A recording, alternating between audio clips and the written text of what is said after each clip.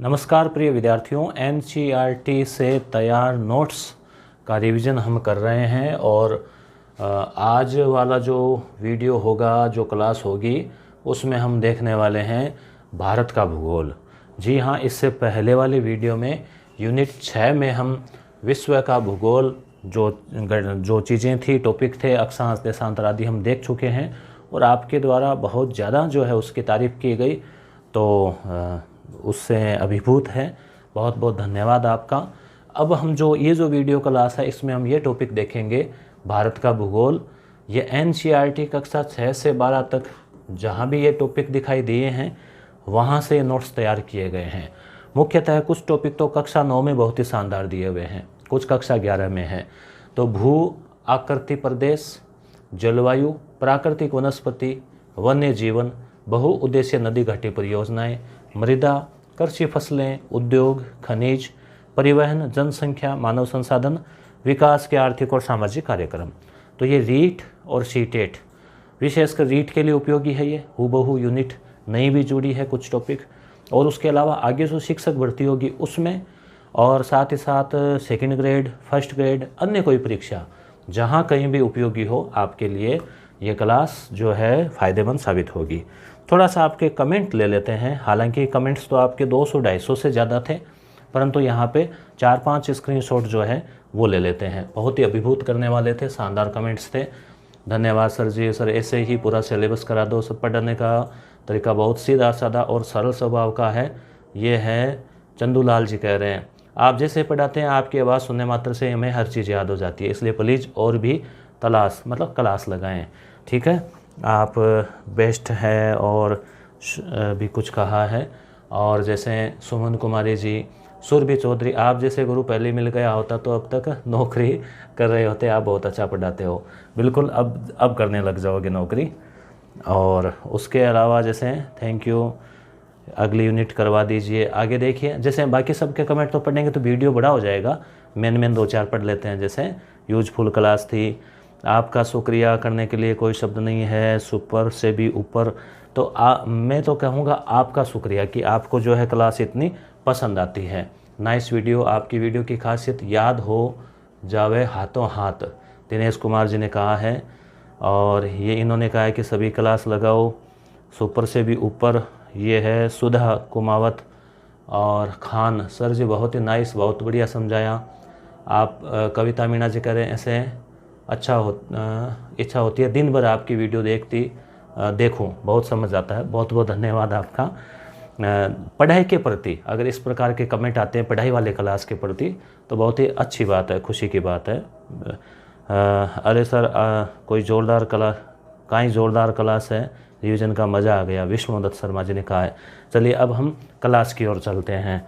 ठीक है, तो पूरा प्रयास रहेगा कि चूँकि जियोग्राफी का टॉपिक है तो इसको थोड़ा मैप के माध्यम से अगर हम देख लेते हैं तो चीज़ें कवर हो जाती है। और जियोग्राफी की खास बात ये रहती है कि एक बार आपने याद कर लिया ना, उसके बाद में भूलने की इसमें गुंजाइश कम रहती है, क्योंकि चीज़ें आपको समझ लेनी होती है। तो सबसे पहले हम सीधे ही उस क्लास पे पहुंच जाते हैं। ये तो हमने देख ली थी पहले वाली क्लास में। उस पहले वाले वीडियो का लिंक इस वीडियो के नीचे डाल लेंगे। ये जो पीडीएफ थी जिसमें यूनिट 6 थी वो टेलीग्राम पे डाल दी है। और कंप्लीट जो पीडीएफ है जिसमें 137 पेज है, उसके अलावा और भी 27-28 पीडीएफ है बहुत ही उपयोगी, वो यस गुरु ऐप के ऊपर है दोस्तों। मात्र 95 के जो सहयोग राशि से हम ये पीडीएफ अवेलेबल करवा रहे हैं, जिसमें ये नोट्स प्लस अन्य और भी जो ओल्ड पेपर वगैरह जो आपके एग्ज़ाम्स में उपयोगी होंगे साबित आने वाले एग्ज़ाम में। तो भारत के भू आकृति प्रदेश, भारत की भौगोलिक आकृतियों को निम्नलिखित वर्गों में बांटा गया है। अभी हम मैप भी देखेंगे। तो भारत में देखो, एक तो है हिमालय पर्वत श्रृंखला, दूसरा है उत्तरी मैदान। ठीक है, हम मैप भी यहाँ पहले बना लेते हैं, फिर जो बने बनाए मैप है उनके माध्यम से हम देखेंगे।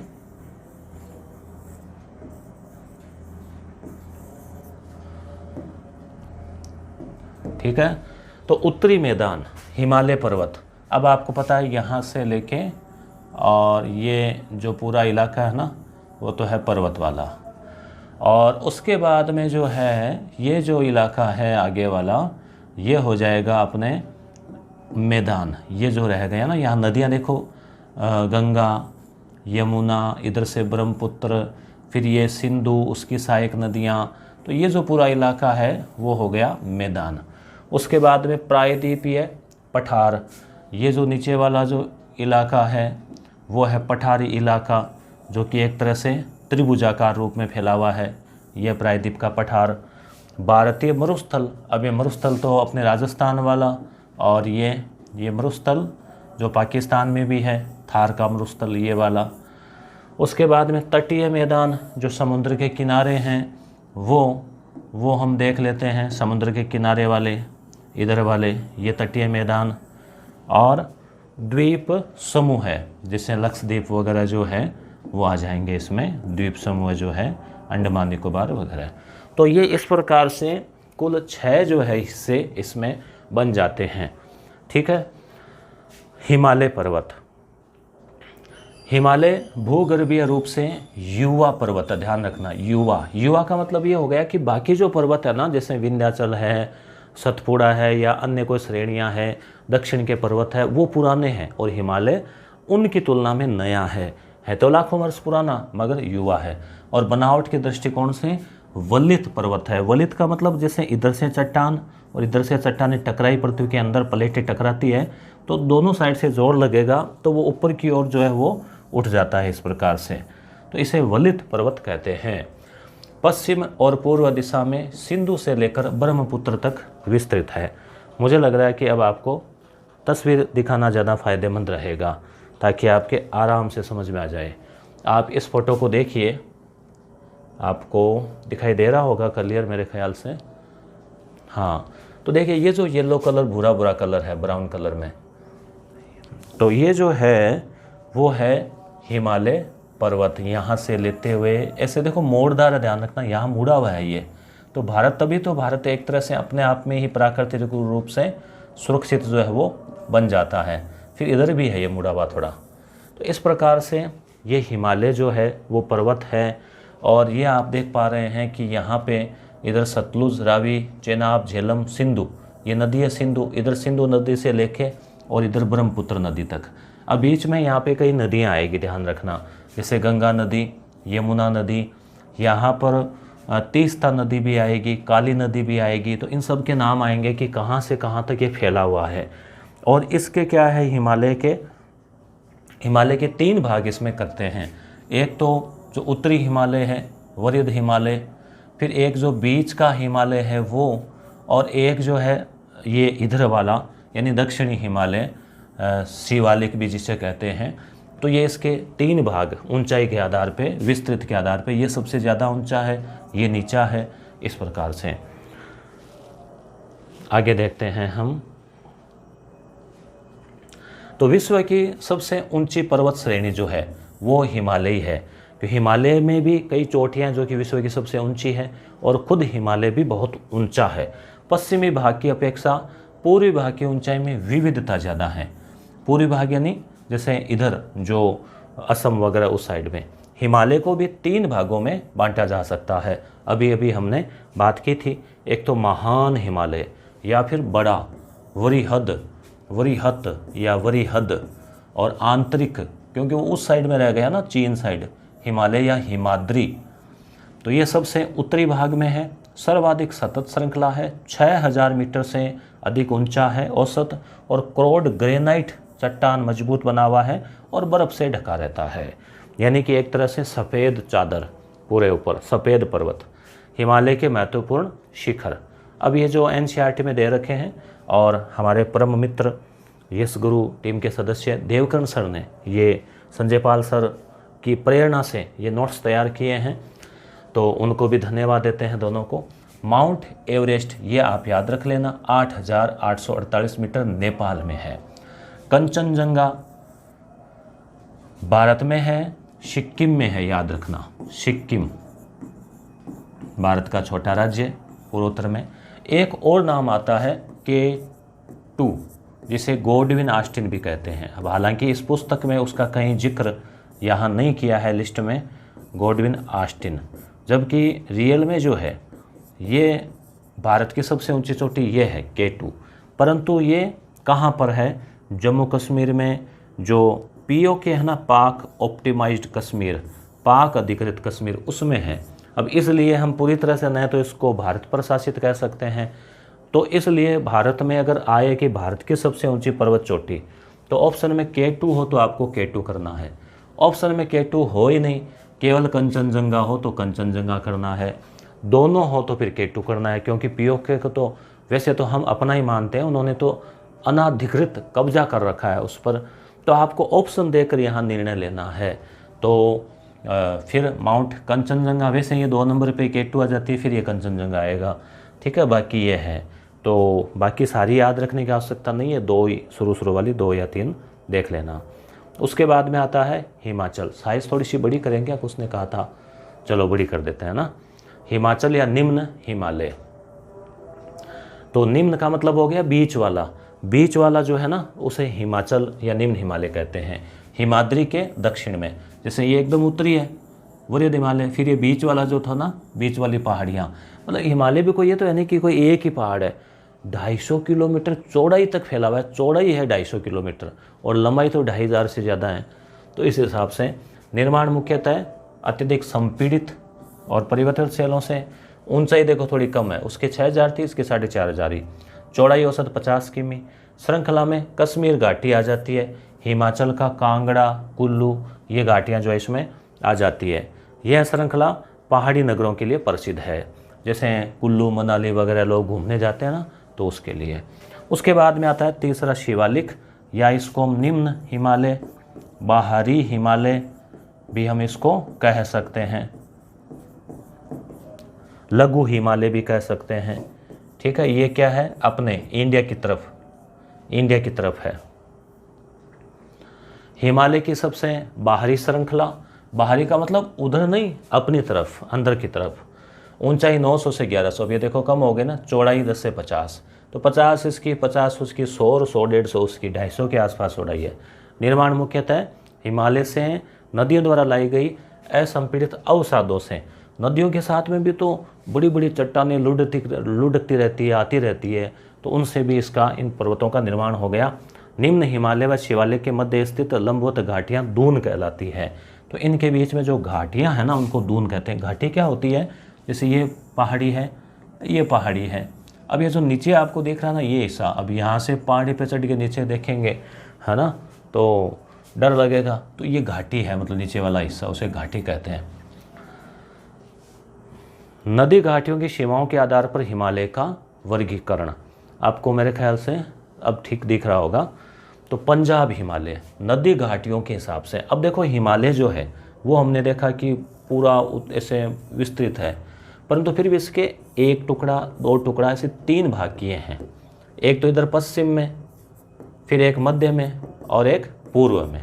ठीक है, यानी कि पश्चिम से पूर्व के आधार पर भी 3 भाग इसके कर दिए। जैसे आपको देखो थोड़ा सा बता देते हैं, इसमें समझ में आ जाए आपके, ये देख लो जैसे।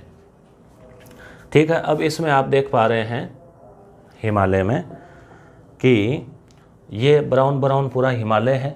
ठीक है, अब इसमें यहाँ पे लिखा हुआ भी है, देखो, कुनकुल श्रेणी, पामीर ग्रंथि।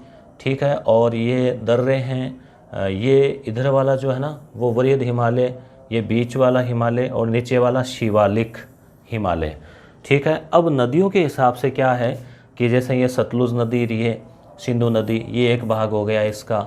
उसके बाद में जैसे यहाँ पे नेपाल वाला जो हिमालय है ना, नेपाल में नेपाल और काली है, काली नदी ऐसा कुछ, उनके बीच में फिर तीस्ता और ब्रह्मपुत्र। तो इस प्रकार से मतलब इसके 3 टुकड़े, मतलब एक हिस्सा ये, एक हिस्सा बीच वाला और एक हिस्सा इधर वाला, ऐसे भी इसको बांट दिया है। और वैसे भी इसके 3 उधर वाला, बीच वाला और नीचे वाला, अंदर वाला। तो इसकी ऊंचाई ज़्यादा है, इसकी कम है, और नीचे वाली जो पहाड़ियाँ हैं उनकी ऊंचाई और कम है। ठीक है, और इसमें नदियाँ भी आपको दिख रही होगी, गंगा, यमुना, घाघरा, गंडक, कोसी। ठीक है, गारो खासी जयंती यहाँ की पहाड़ियाँ हैं। ये नागा श्रेणी, पटकाई श्रेणी, नामचा बरुआ, बोमडीला, ठीक है, डाफला, मकालू, ये मानसरोवर झील, कैलाश श्रेणी, सिपकीला, ये दर्रे हैं, नंदा देवी, अपन ने वो देखा था ना एवरेस्ट, ये नेपाल में, ये कंचनजंगा देखो सिक्किम में, कंचनजंगा यहाँ पे पर्वत, और ये लद्दाख श्रेणी, जास्कर श्रेणी, काराकोरम श्रेणी, काराकोरम दर्रा, नंगा पर्वत, जोजिला दर्रा, ये सब इसमें आते हैं। तो पंजाब हिमालय, तो सिंधु और सतलज नदियों के मध्य स्थित, यानी वहाँ पर पंजाब बना किससे? 5 नदियों से, सतलुज, रावी, व्यास, चिनाब, झेलम, ठीक है, और ये सब के सब मिलती है सिंधु में। तो ये जो 5 नदियाँ पहले वाले पंजाब कहलाता है। तो सिंधु नदी से लेके और सतलुज नदी तक ये एक जो ग्रुप है, वो जो हिमालय है वहाँ तक वाला, उसको पंजाब हिमालय कहते हैं। कोई दिक्कत नहीं, याद रह जाएगा। इसमें कश्मीर और हिमाचल हिमालय भी कहा जाता है, क्योंकि कश्मीर आ जाता है और हिमाचल प्रदेश, वो दोनों इसमें आते हैं। अब है कुमाऊँ हिमालय, कुमाऊँ सतलज और काली नदियों के मध्य स्थित है, ठीक है। अब इसको भी आप कोई ट्रिक से याद रख लेना कि काकोसा, काकोसा, काकोसा जो है वो बहुत ही कमाऊ आदमी है, ठीक है, कमाऊ। तो काली और कुमाऊँ और सतलुज, कोई भी ट्रिक से आप याद रख लेना। सतलुज नदी से लेके काली नदी तक जो इलाका है वो कुमाऊँ हिमालय है, और काली से लेके तीस्ता तक जो है वो है नेपाल हिमालय, ठीक है। और फिर आगे असम हिमालय, मतलब तीस्ता से लेके और दिहांग तक, तो वो है असम हिमालय। ब्रह्मपुत्र हिमालय की सबसे पूर्वी सीमा बनाती है, ये आपने देख ही ली ब्रह्मपुत्र नदी। और उसके बाद में दिहांग गार्ज के बाद हिमालय दक्षिण की ओर एक तीखा मोड़ बनाते हुए भारत की पूर्वी सीमा जो है उसके साथ फैल जाता है। इन्हें पूर्वांचल या पूर्वी पहाड़ियों के नाम से जाना जाता है। जैसे वो पूर्वोत्तर में ऐसे घुमावदार है ना, हमने देखा था, तो वो नदी भी ब्रह्मपुत्र ऐसे हैं, तो एक तरह से पहाड़ी घुमावदार है। पूर्वी पहाड़ियाँ उत्तर पूर्वी राज्यों से होकर गुजरती है। ये पहाड़ियाँ अवसादी शैल से निर्मित मजबूत बलुआ पत्थरों से बनी है। अवसादी शैल, एक तो शैल होता है आग्नेय शैल, ज़मीन से निकले हुए सीधे, और फिर उनमें परतें वगैरह आ जाती है, नदियों के द्वारा लुढ़क कर बनता है, टूट कर बनता है, तो बीच में उनके गैप हो जाता है, दरारें हो जाती है, तो उन्हें अवसादी शैल कहते हैं। पूर्वांचल में पटकाई, नागा, मिजो, अभी हमने देखा था ना पहले वाले मैप में, नागा, मिजो, पटकाई, मणिपुर, ये पहाड़ियाँ इसमें जो है वो शामिल है। अब आ जाता है मैदान। तो आपके मेरे ख्याल से ये चीज़ समझ में आ गई होगी मैप वाली। जैसे एक तो देखो, ये देख लो, साफ दिख रहा है क्या आपको? देखो यहाँ तक पंजाब हिमालय हो गया, फिर ये नेपाल हिमालय हो गया, और फिर ये जो है इधर वाला असम हिमालय हो गया। यहाँ पे वो गारो खासी जयंतिया पहाड़ियाँ हैं, ठीक है। और ये नदियाँ देखो सिंधु से लेके सतलुज तक हो गया, ठीक है। तो इसमें और कोई मुझे नहीं लग रहा कोई चीज़ बची होगी, कुनकुल श्रेणी वगैरह ये सब आए गया इसमें। फिर जो है अब हम देखने वाले मैदान। तो मैदान वाली जो चीज़ें हैं ना वो भी आपके समझ में आ जाए।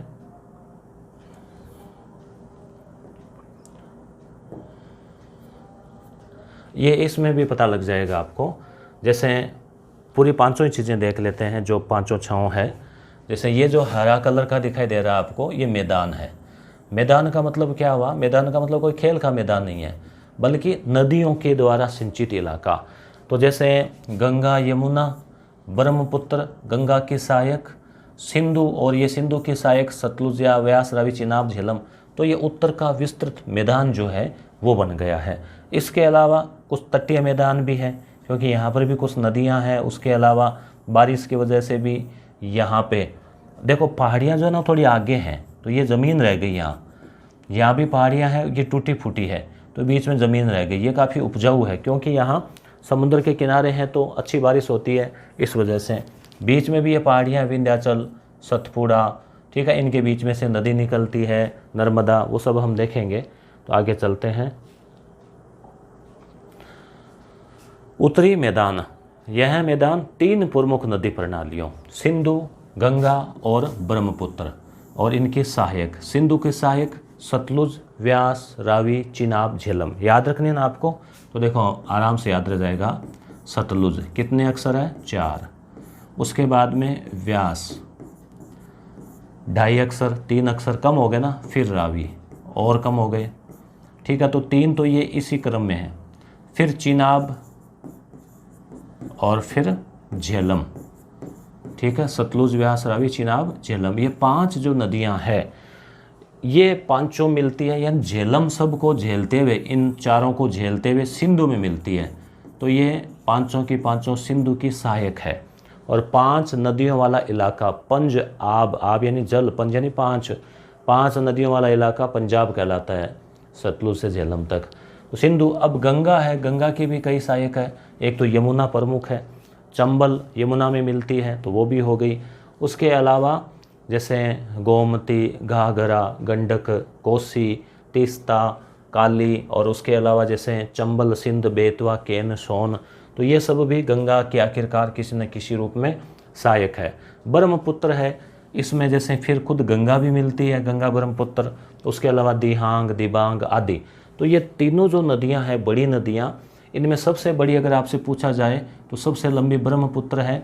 और भारत में लंबाई के आधार पे, बहाव के आधार पे, क्योंकि ब्रह्मपुत्र अधिकांश तो चीन और नेपाल में बह जाती है, तो भारत में जो है वो गंगा है, भारत में बहाव के आधार पे। जलोढ़ मृदा से निर्मित, जलोढ़ मृदा है, जलोढ़ या दोमट, दोमट भी बोलते हैं इसको, दोमट मिट्टी, जलोढ़ मिट्टी।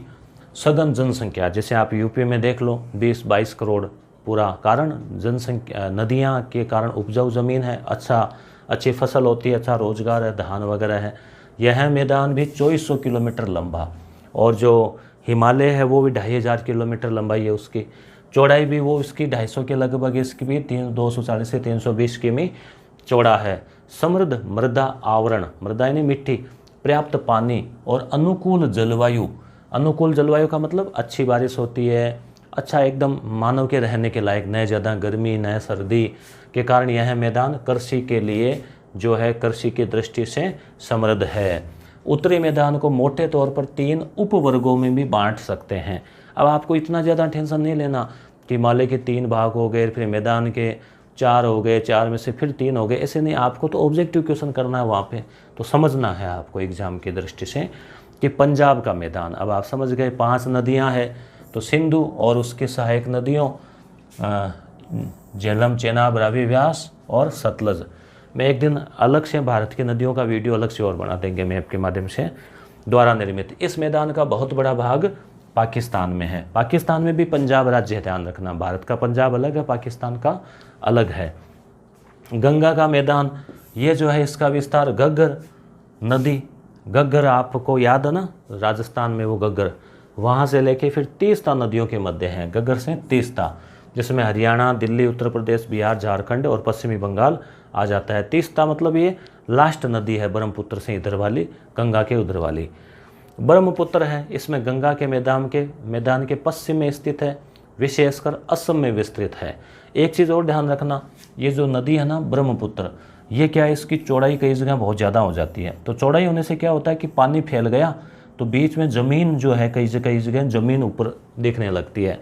तो सबसे बड़ी जो ज़मीन दिखाई दे रही है, यानी कि वो एक तरह से क्या बन गया, द्वीप बन गया, इधर पानी बीच में द्वीप। तो उस एक द्वीप का नाम है माजुली, ठीक है, यहाँ लिख देता हूँ मैं, माजुली, जो कि विश्व का सबसे बड़ा द्वीप है। किस प्रकार का, नदी है, विश्व का सबसे नदी है, बड़ा होगा, नदी है, विश्व का सबसे बड़ा नदी द्वीप जो है वो माजुली है, जो कि ब्रह्मपुत्र नदी के बीच में स्थित है। तो ब्रह्मपुत्र का मैदान, इसको भी 4 भाग फिर हो गया, ठीक है। हाँ, अब ये भाग हो गए।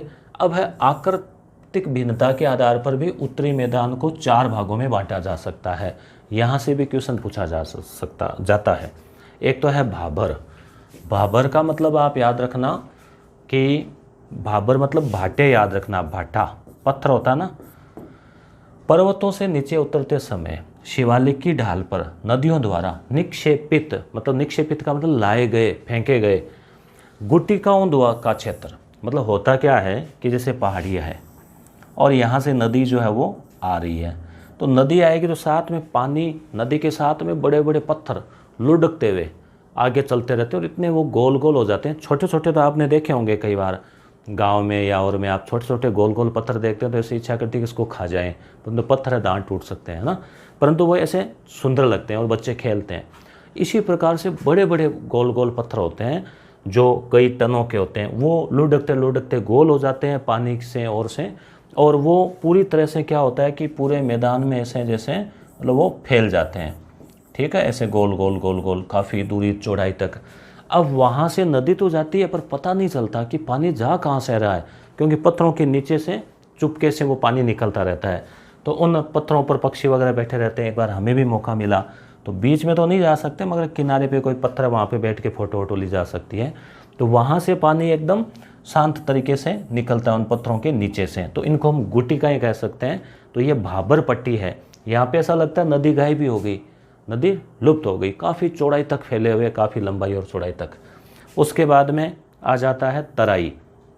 अब तराई में क्या, उन पत्थरों से निकलने के बाद में तराई करते हैं ना घरों में, कई बार की तराई कर रहे हैं, मकान बनाते हैं, तो मतलब एक तरह से वापस पानी से उसको गीला गच करना। तो भाबर पट्टी के दक्षिण का क्षेत्र मतलब और नीचे की तरफ जहाँ नदियाँ पुनः निकल आती है, और फिर वहाँ पर क्या होगा कि जैसे अब नदी निकली है तो सीधा है ना, सीधा है एकदम, ढाल नहीं है, तो फिर पानी फैल जाएगा और थोड़ा कीचड़ सा भी हो जाएगा, दलदल सी, तो दलदली क्षेत्र। उसके बाद में आता है भांगर। भांगर भी कहते हैं, बांगर भी कहते हैं इसको, बांगर नाम भी।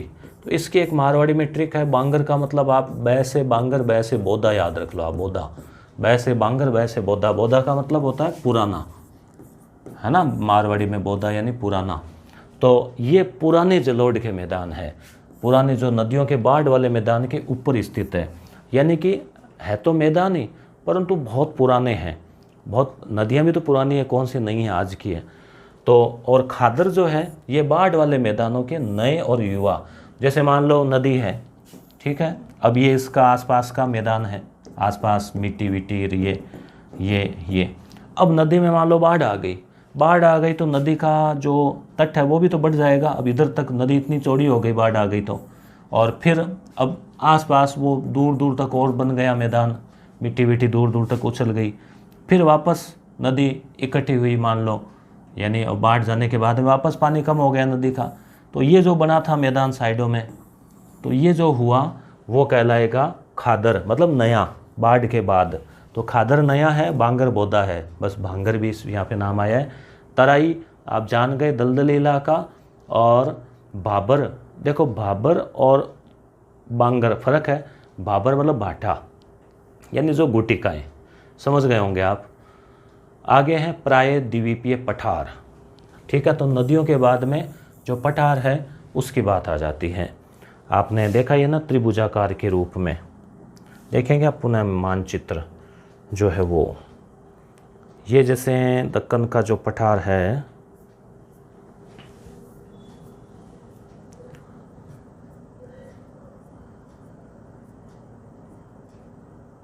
ये मिट्टियाँ हैं, ये सारे मैप आपको दिखाएंगे बीच बीच में, जहाँ जहाँ आवश्यकता पड़ेगी वहाँ। तो इसमें ये यहाँ से देख सकते हैं भले ही, जैसे ये जो है ना ये इलाका, ये त्रिभुजाकार के रूप में पठार है। इसका ये इधर वाला हिस्सा है, ये तो है थोड़ा ऊंचा, जो कि मालवा के पठार में अपने राजस्थान में भी कुछ आ जाता है। और इसकी जो ढाल है ना, इधर तो ऊंचाई है और इधर इसकी ढाल है, तभी यहाँ की जो कुछ नदियाँ ना वो इधर आती है, जैसे नर्मदा है, ताप्ती है, और बीच में यहाँ पे कुछ पर्वत श्रेणियाँ भी हैं। और ये जो पठार का मतलब क्या होता है, पठार का मतलब ये हो गया कि समतल और कुछ ऊंची भूमि, जैसे ये देखो ये पठार हो गया। पहाड़ी तो ऐसे ऐसे होगी पहाड़ी, और मैदान सीधा होगा, थोड़ा नीचा होगा, और पठार थोड़ा ऊंचा और समतल होगा। और ये जैसे पथरीला भी होता है कई जगह, और कई जगह फिर नदियों की वजह से उपजाऊ भी बन जाता है। नदियों की अपरदन की वजह से मिट्टी विट्टी हो जाती है, और कृषि के लिए भी कुछ स्थानों पर ये उपजाऊ हो जाता है। तो पुराने क्रिस्टलीय और आग्नेय चट्टानों से और रूपांतरित शैलों से बना है। गोंडवाना लैंड, गोंडवाना भूमि, प्राचीन काल में जो अंगारा गोंडवाना पढ़ते हो ना, तो गोंडवाना जो हिस्सा था उसका भाग है ये। भारत का जो दक्षिण वाला हिस्सा है ना, वो उस गोंडवाना लैंड का हिस्सा है। तो उसके टूटने से और अपवाह से बना था। इस पठार के दो मुख्य भाग है, मध्य उच्च भूमि और दक्कन का पठार। मध्य उच्च भूमि यानी अभी मैंने बताया ना कि ऊपर से ऊंचा है वो और ढालवा है, और नीचे वाला दक्कन का पठार है जो कि एक तरह से इस प्रकार से त्रिभुजाकार के रूप में है। ये त्रिभुज मैंने 2-3 बार बना दिया, आपको याद आ गया होगा। मध्य उच्च भूमि, मध्य कैसे, मध्य का मतलब इसकी मध्य नहीं, भारत के मध्य, मतलब ये वाला ऊपर वाला जो हिस्सा है ना, ये नर्मदा नदी के उत्तर में, मालवा के पठार में, और इसकी ढाल दक्षिण पश्चिम से उत्तर पूर्व की ओर, दक्षिण पश्चिम से उत्तर पूर्व, मतलब उधर से लेके इधर की ओर, पश्चिम में चौड़ी, पूर्व में संकीर्ण। पठार का पूर्वी भाग में बुंदेलखंड, बघेलखंड, ये भी पठारी इलाके में ही है। जैसे अपने राजस्थान में हम देखते हैं ना भी हाड़ौती का पठार, इसमें हाड़ौती क्षेत्र में कोटा, बूंदी आ जाते हैं, उस हिसाब से ये बुंदेलखंड, बघेलखंड ये भी जो है इसमें आते हैं। दामोदर नदी द्वारा अपवाहित छोटा नागपुर, छोटा नागपुर जो है दामोदर नदी, ये भी खनिजों के लिए पठार। दक्कन का पठार, ये वो त्रिभुजाकार है, मतलब ये तो दक्कन के, अभी जो हमने देखे ना, ये दक्कन के पठार के अलावा पठार है आसपास के, और ये दक्कन का पठार है जो मेन है, वो नर्मदा नदी के दक्षिण में स्थित त्रिभुजाकार भूभाग है, गोंडवाना लैंड का हिस्सा है। उत्तर में सतपुड़ा श्रृंखला है। सतपुड़ा क्या है, पर्वत है, पर्वत इस प्रकार से, उत्तर में सतपुड़ा श्रृंखला है। महादेव की पहाड़ियाँ, कैमूर की पहाड़ियाँ, मैकाल की पहाड़ियाँ हैं। ये सारे अभी हम मैप में और देख लेंगे, पहले पढ़ लेते हैं। यह पठार पश्चिम में ऊंचा और पूर्व में कम ढाल वाला है। पश्चिम में ऊंचाई ज़्यादा है, पूर्व में कम है। तभी तो वो जो नदियाँ हैं गोदावरी, कृष्णा, कावेरी, वो पश्चिम से पूर्व की ओर ढाल की वजह से चली जाती है। उत्तर पूर्व में स्थित मेघालय, वो भी इसी में आ जाता है। कार्बी एंगलोंग का पठार, उत्तर कछार पहाड़ी इसी का भाग है। पश्चिम से पूर्व की ओर 3 महत्वपूर्ण श्रृंखलाएं, गारो, खासी और जयंतियाँ, ये मेघालय में हैं, तो ये भी जो है इसी का हिस्सा है। इसके पूर्वी सिरे पर पूर्वी घाट और पश्चिमी सिरे पर पश्चिमी घाट। घाट का मतलब क्या हुआ कि जैसे ये तो है मान लो पठार, अब ये जरूरी नहीं कि एकदम पूरा त्रिभुज का त्रिभुज ही जमा हुआ है, मतलब लगभग मतलब इस आकार में है वो। अब यहाँ कुछ पहाड़ियाँ हैं और यहाँ मैदान रह गया, ज़मीन समतल, और ढाल इधर होने की वजह से नदी जो है इधर जाती है, गोदावरी, कृष्णा, कावेरी। इधर भी कुछ पहाड़ियाँ हैं मगर वो थोड़ी थोड़ी रुक रुक कर है, ये लगभग लगातार सी है। तो इस प्रकार से तो वो जो ये जो इलाके हैं ना मैदान, इसको घाट कहते हैं। पश्चिमी घाट जो पहाड़ियों वाला इलाका, पश्चिमी घाट 900 से 1600, पूर्वी घाट 600। तो समझ गए ना, इधर ऊंचाई ज़्यादा है, उधर कम है। ये पप्पू याद रखना, पश्चिम और पूर्व, ये दक्षिण भारत वाला हिस्सा है। पश्चिमी घाट पश्चिमी तट के समानांतर स्थित है तथा सतत है। पूर्वी घाट मतलब सतत है, ये पहाड़ियाँ लगातार है। पूर्वी घाट का विस्तार महानदी से नीलगिरी तक है और ये अनियमित है। अन्नाई मूड़ी, डोडा बेटा पश्चिमी घाट के शिखर है, ध्यान रखना, अन्नाई मूड़ी और डोडा बेटा। तो ये डोडा बेटा जो है ये देखो नीलगिरी, नीलगिरी पर्वत है, दक्षिणी भारत का लास्ट में 10 पर्वत है, उसकी सबसे ऊंची चोटी है डोडा बेटा। ट्रिक बहुत आसानी से है, डोडा बेटा दादा बेटा याद रख लो, दादा बेटा मतलब दादा पोता या दादा बेटा। ये पहाड़ी पे चढ़े गिर गए, गिरते हैं गिरी, गिर गए, गिरी यानी पहाड़ी पे होता है, गिर गए तो क्या होता है, गिरते हैं तो उसे नीले नीले से निशान हो जाते हैं ना, नील जम जाती है, कहते हैं नील जम गई, चोट आ जाती है। तो आप नीलगिरी दादा बेटा, ठीक है। अन्नाई मूड़ी, तो अन्नाई मूड़ी किसकी चोटी है, अन्ना मलाई। तो अन्ना मलाई और मूड़ी आप खाते हैं, मूड़ी बनाते हैं ना, मूड़ी वो भेलपुरी को बोलते होंगे शायद, वो चावल की सी वो मूड़ी। तो ये अन्नाई मूड़ी इसकी चोटी अन्ना मलाई की। और ये तो हो गए पश्चिमी घाट की बात और दक्षिण की। अब पूर्व की बात करें तो पूर्व में महेंद्रगिरी जो है वो सबसे ऊंची पर्वत चोटी है। हालांकि देखो है तो 1500 ही, बाकी हिमालय के सामने तो कुछ भी नहीं है, ये चौथा ही है ये हिमालय के सामने तो।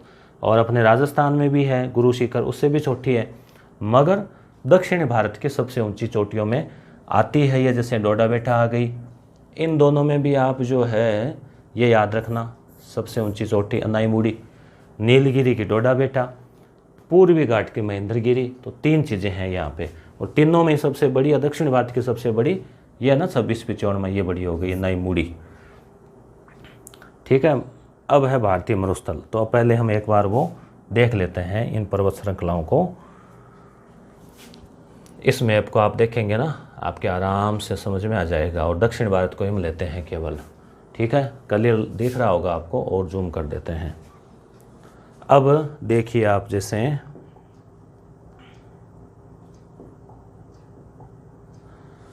ये देखो विंध्याचल पर्वत श्रेणी है, ये सतपुड़ा पर्वत श्रेणी है, ये महादेव की पहाड़ियाँ हैं। ठीक है, और ये यहाँ पे छोटा नागपुर का पठार है, ये मालवा का पठार है, और ये गारो खासी जयंतियाँ पहाड़ियाँ हैं। ठीक है, तो ये पठार भी कुछ विस्तृत अलग अलग है, और ये दक्कन का पठार जो है ना वो त्रिभुजाकार के रूप में से फैला हुआ है। अब ये नदी है गोदावरी, कृष्णा, ये इसकी सहायक तुंगभद्रा, ये कावेरी। अब ढाल इधर है इसकी, और ये जैसे वो पश्चिम की ओर पहाड़ियाँ हैं अलग अलग, और यहीं पर जो है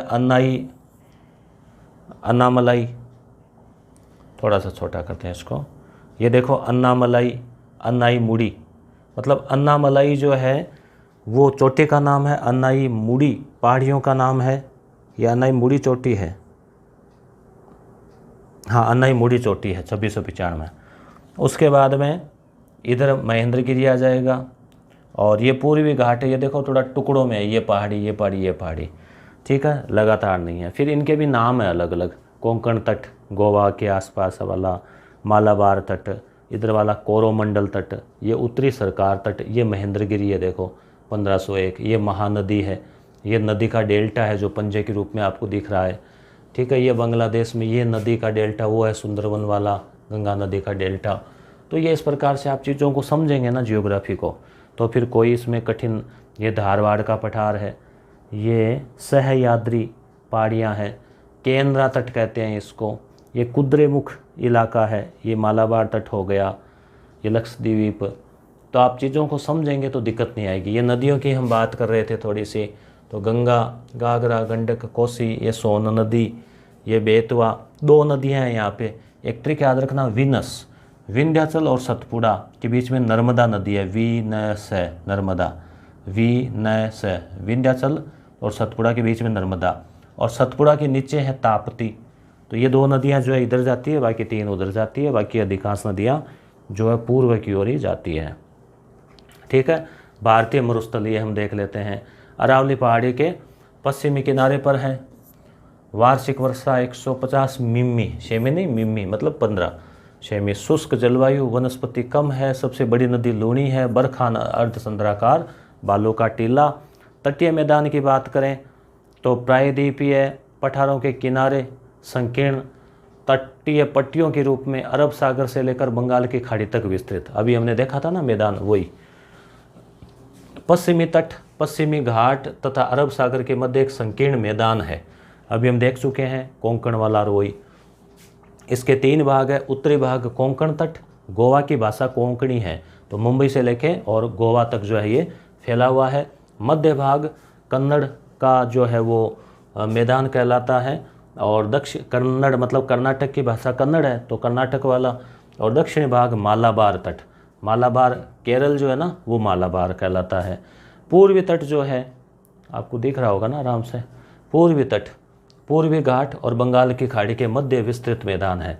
पूर्वी तट वाला जिसमें उत्तरी सरकार अभी हमने देखा था, जिसके 2 भाग है, एक तो उत्तरी सरकार जो उड़ीसा वाला इलाका है, और दक्षिणी भाग को कोरोमंडल जो कि तमिलनाडु के आसपास का इलाका है। यहाँ से प्रश्न हर बार बहुत सारे एग्जाम्स में पूछे जाते हैं, कोरोमंडल किधर है।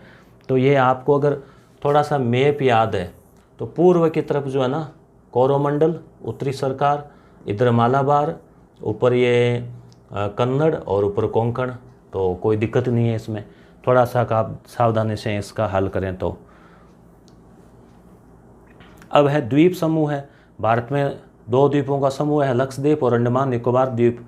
लक्षद्वीप केरल के मालाबार के पास में है, परवाल प्रद्वीपों से निर्मित है। परवाल का मतलब क्या होता है, समुद्र में कई जीव होते हैं, तो वो कुछ जीव होते हैं जैसे शंख वगैरह होते हैं ना, वैसे ही, तो वो उसके अवशेष, वो मरने के बाद में उसके जो अवशेष होते हैं वो आपस में चिपक जाते हैं, और चिपक कर वो एक चट्टान का सा रूप ले लेते हैं और वो एक पहाड़ी के जैसा हो जाते हैं, द्वीप बन जाता है उसका।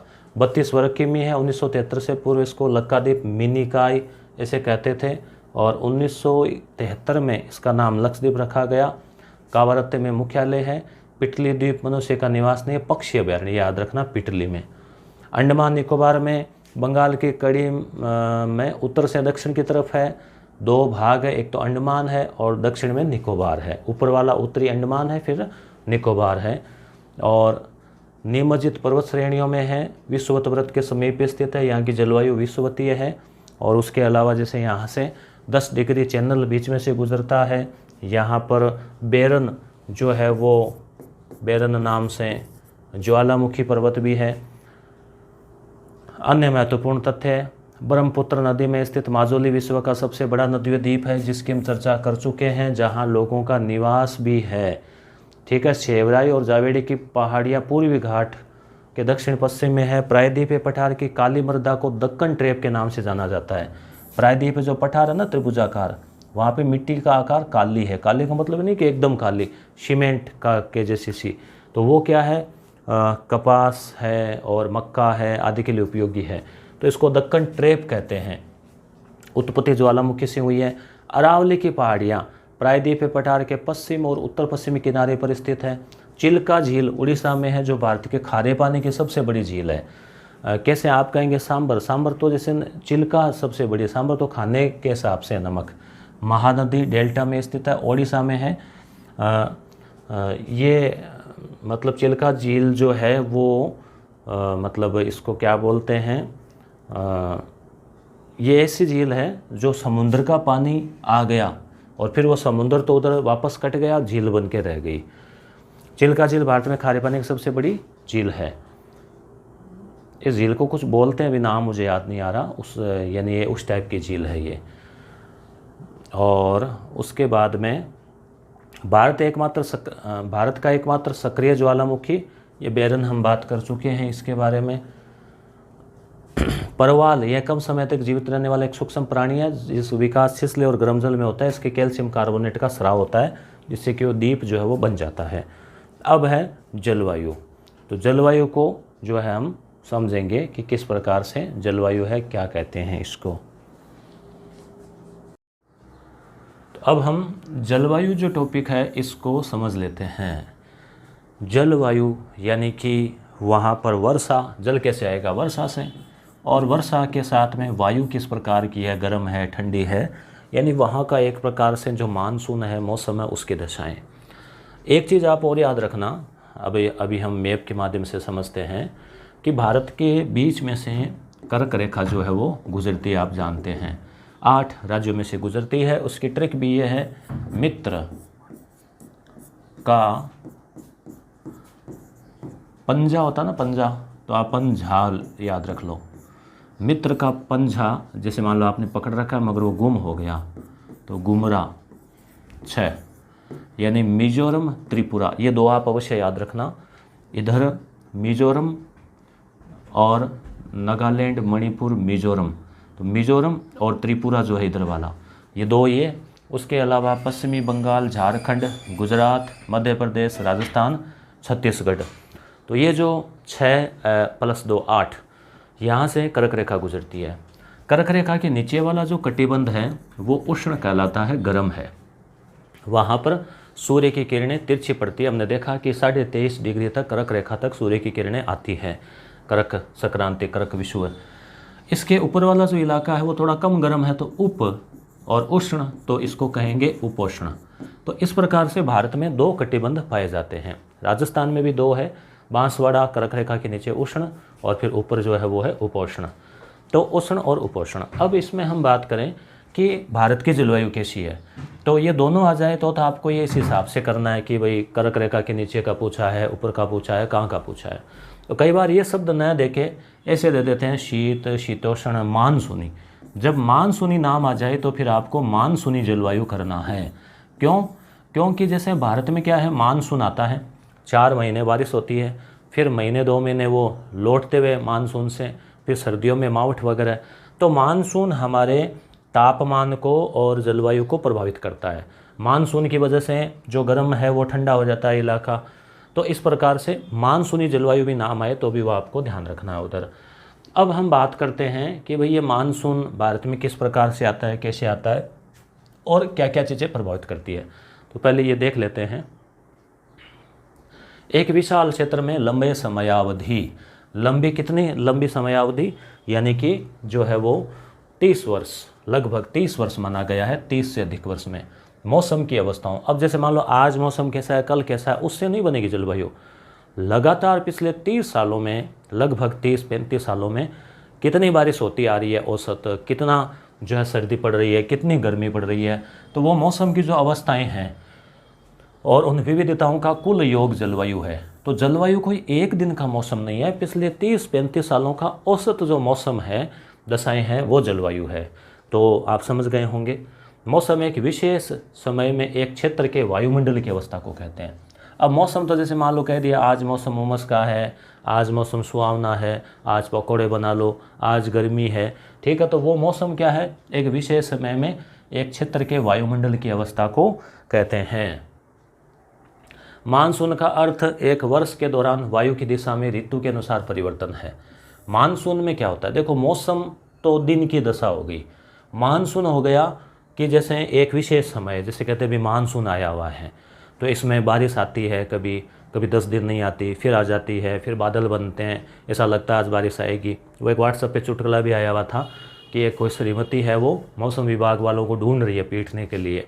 पूछा किस लिए, कि उनके पति रोज़ कहते हैं कि आज मौसम विभाग की भविष्यवाणी की ज़बरदस्त बारिश आएगी, पकौड़े बना लो, और बारिश आती नहीं है, रोज़ रोज़ पकौड़े बनवा लेते हैं, ठीक है। तो वो मजाक की बात हुई। तो मानसून जो है ना, ये एक तरह से 3-4 महीने की दशाएं हैं, एक वर्ष के दौरान वायु की दिशा में ऋतु के अनुसार परिवर्तन हो जाता है। मानसून शब्द की उत्पत्ति अरबी शब्द मौसम से हुई है, ये आपको याद रखना है, जिसका शाब्दिक अर्थ है मौसम। तो मौसम से ही फिर मानसून बन गया, यानी लगभग 3-4 महीने का मौसम, तो मानसून 3-4 महीने आता है। और अब जलवायु को नियंत्रित करने वाले कारक, जैसे भारत की जलवायु जो है वो आप देखते हैं कि राजस्थान में गर्मी पड़ती है, मुंबई के किनारे जैसे एवरेज सा मौसम रहता है, दक्षिण भारत में उमस रहती है ज़्यादा, उस हिसाब से उनके परिधान है, जम्मू कश्मीर में सर्दी ज़्यादा पड़ती है। तो ये सब क्यों होता है, ये जो जलवायु है अलग अलग, उष्ण, उपोष्ण, गर्म, कम गर्म, ये सब जो है वो क्यों है, तो इसका कारण कई होते हैं। एक तो है अक्षांश, अक्षांश आप समझ गए, जैसे कर्क रेखा, विषुवत रेखा, जैसे जैसे विषुवत रेखा की ओर बढ़ेंगे गर्मी बढ़ेगी, जैसे जैसे ध्रुव की ओर जाएंगे सर्दी बढ़ेगी। तो आप समझ लो जम्मू कश्मीर ऊपर की ओर है तो ठंडा है, इधर सूर्य की किरणें ज़्यादा पड़ती है, तिरछी सीधी पड़ती है तो गर्मी है, तो उष्ण है तो उष्ण उपोष्ण। तुंगता, ऊंचाई, जैसे जैसे ऊंचाई की ओर जाते हैं, ऊपर जाते हैं पहाड़ी ओर पे, तो आपको ठंड यानी कि तापमान कम मिलेगा। तो जैसे माउंट आबू वाला इलाका है, या फिर ये पहाड़ियों वाला इलाका, ये ऊंचा भी तो है हिमालय वाला, तो वो भी कारण है। जो इलाका नीचा है वहाँ थोड़ा अलग जलवायु मिलेगी। वायुदाब, वायुदाब कैसा है, वायुदाब किस से नियंत्रित होता है, ताप से। सूर्य की किरणें सीधी पड़ती है, वहाँ वायुदाब कम होता है, वहाँ गर्मी रहेगी, और जलवायु भी इस प्रकार से होगी कि वहाँ फिर उसको भरने के लिए दूसरी हवाएं आएगी, तो तूफान वो भी आ सकते हैं, बारिश आएगी। तो वायुदाब कम ज़्यादा, पवन तंत्र उसका भी फर्क पड़ता है। समुद्र से दूरी कितनी है, क्योंकि समुद्र का जो तापमान है और मौसम है वो लगभग स्थिर सा रहता है, न वो जल्दी गर्म होता न वो ठंडा होता। तो समुद्र के किनारे जैसे मुंबई आदि, जो गोवा, ये द्वीप बचे हुए हैं, वहाँ आपने सुना होगा कि न तो सर्दियों में ज़्यादा सर्दी पड़ती है, न गर्मियों में ज़्यादा गर्मी पड़ती है। वो कहते हैं हमारे तो आनंद है। और फिर कई बार ऐसे भी होता नहीं कि मुंबई रह के आया 2 महीने, कलर भी गोरा हो गया, कारण क्योंकि तापमान और एक टेम्परेचर मतलब एक लगभग फिक्स सा रहता है वहाँ। तो इसका कारण क्या है, किनारे हैं उनके समुंदर, तो समुद्र की वजह से उनकी जो जलवायु है वो टेम्परेचर समान रहता है। अब मरुस्थल में रहेंगे तो मरुस्थल में दिन में तो रेत तप जाएगी और रात्रि में जो है वो मिट्टी ठंडी हो जाएगी, तो रात्रि में तो कंबल ओढ़नी पड़ेगी और दिन में भयंकर पसीने छूटेंगे, 50 डिग्री तापमान चला जाएगा। मगर ये चीज़ आपको समुद्र के किनारे देखने को नहीं मिलेगी। तो समुद्र से दूरी है, जैसे ये समुद्र के नज़दीक है तो यहाँ अलग जलवायु मिलेगी, ये दूर है तो अलग जलवायु मिलेगी, उसका भी फर्क पड़ेगा। महासागरीय धाराएं हमने पढ़ी, गर्म और ठंडी जल धाराएं, क्यूरोशिवो है, गल्फ स्ट्रीम है आदि के बारे में हमने पढ़ा था। तो महासागर में जो धाराएं हैं, हालांकि वो भी विषुवत रेखा या फिर ध्रुव है उनसे तय होती है कहाँ पर है वो महासागर। जैसे हिंद महासागर है तो इसमें कई गर्म जल धाराएं बहती है, तो उनसे भी गर्मी बढ़ती है, मौसम तय होता है, बारिश जो है उसका भी तय होता है कि कितनी बारिश आएगी, तो वो भी तय करती है उच्चावच लक्षण। उच्चावच लक्षण का मतलब ऊंची नीची जो चीज़ें हैं, कहीं भूमि ऊंची है कहीं नीची है, वो भी तय करते हैं। तो ये हुआ भारत की जलवायु या किसी भी देश की जलवायु को प्रभावित करने वाले कारक है। तो इनको आप सबको याद रख लेना इम्पोर्टेंट है, एग्ज़ाम में क्वेश्चन जो है वो पूछा जा सकता है यहाँ से। आगे की बात करें, पृथ्वी की गोलाई के कारण प्राप्त ऊर्जा की मात्रा अक्षांशों के अनुसार अलग अलग होती है। पृथ्वी गोल है तो इसलिए जो ऊर्जा है, जैसे मान लो ध्रुवों पर तिरछी पड़ेगी सूर्य की किरणें, बीच में सीधी पड़ेगी तो फर्क तो पड़ेगा ही पड़ेगा। आपको भी जैसे यहाँ बोर्ड पे बीच वाली चीज़ एकदम आसानी से दिख रही है, उधर थोड़ा आपको देखना पड़ रहा है। तो तापमान विषुवत व्रत से ध्रुवों की ओर सामान्यतः घटता जाता है, ये भी आपको पता है। विषुवत जो रेखा है 0 डिग्री वहाँ ज़्यादा होगा, ध्रुवों पे कम होगा। जब कोई व्यक्ति पृथ्वी की सतह से ऊंचाई की ओर जाता है तो वायुमंडल की सघनता कम हो जाती है, तापमान घट जाता है। वायुमंडल भी कम हो जाता है, वायु भी थोड़ी मतलब कम सघन, और तापमान भी कम हो जाएगा जैसे जैसे हम ऊंचाई पे जाते हैं। तो कितना है इसमें, 32 मीटर पे 1 डिग्री सेल्सियस ऐसा कुछ है। आपको कन्फर्म याद है तो कमेंट करके बता देना। किसी क्षेत्र का वायुदाब एवं पवन तंत्र उस स्थान के अक्षांश और ऊंचाई पर निर्भर करता है। भी वहाँ पे वायुदाब कितना होगा, कम है या ज़्यादा है, हवाएं तेज़ चल रही है कम चल रही है, तो उस स्थान का, जैसे आप ऊपर वाली छत पे जाते हो तो हवाएं अपने आप लगती है ना, नीचे बैठ जाओ हवाएं कम लगेगी, पहाड़ी पे जाएंगे तेज़ हवा आएगी, अच्छा मौसम अच्छा महसूस होगा।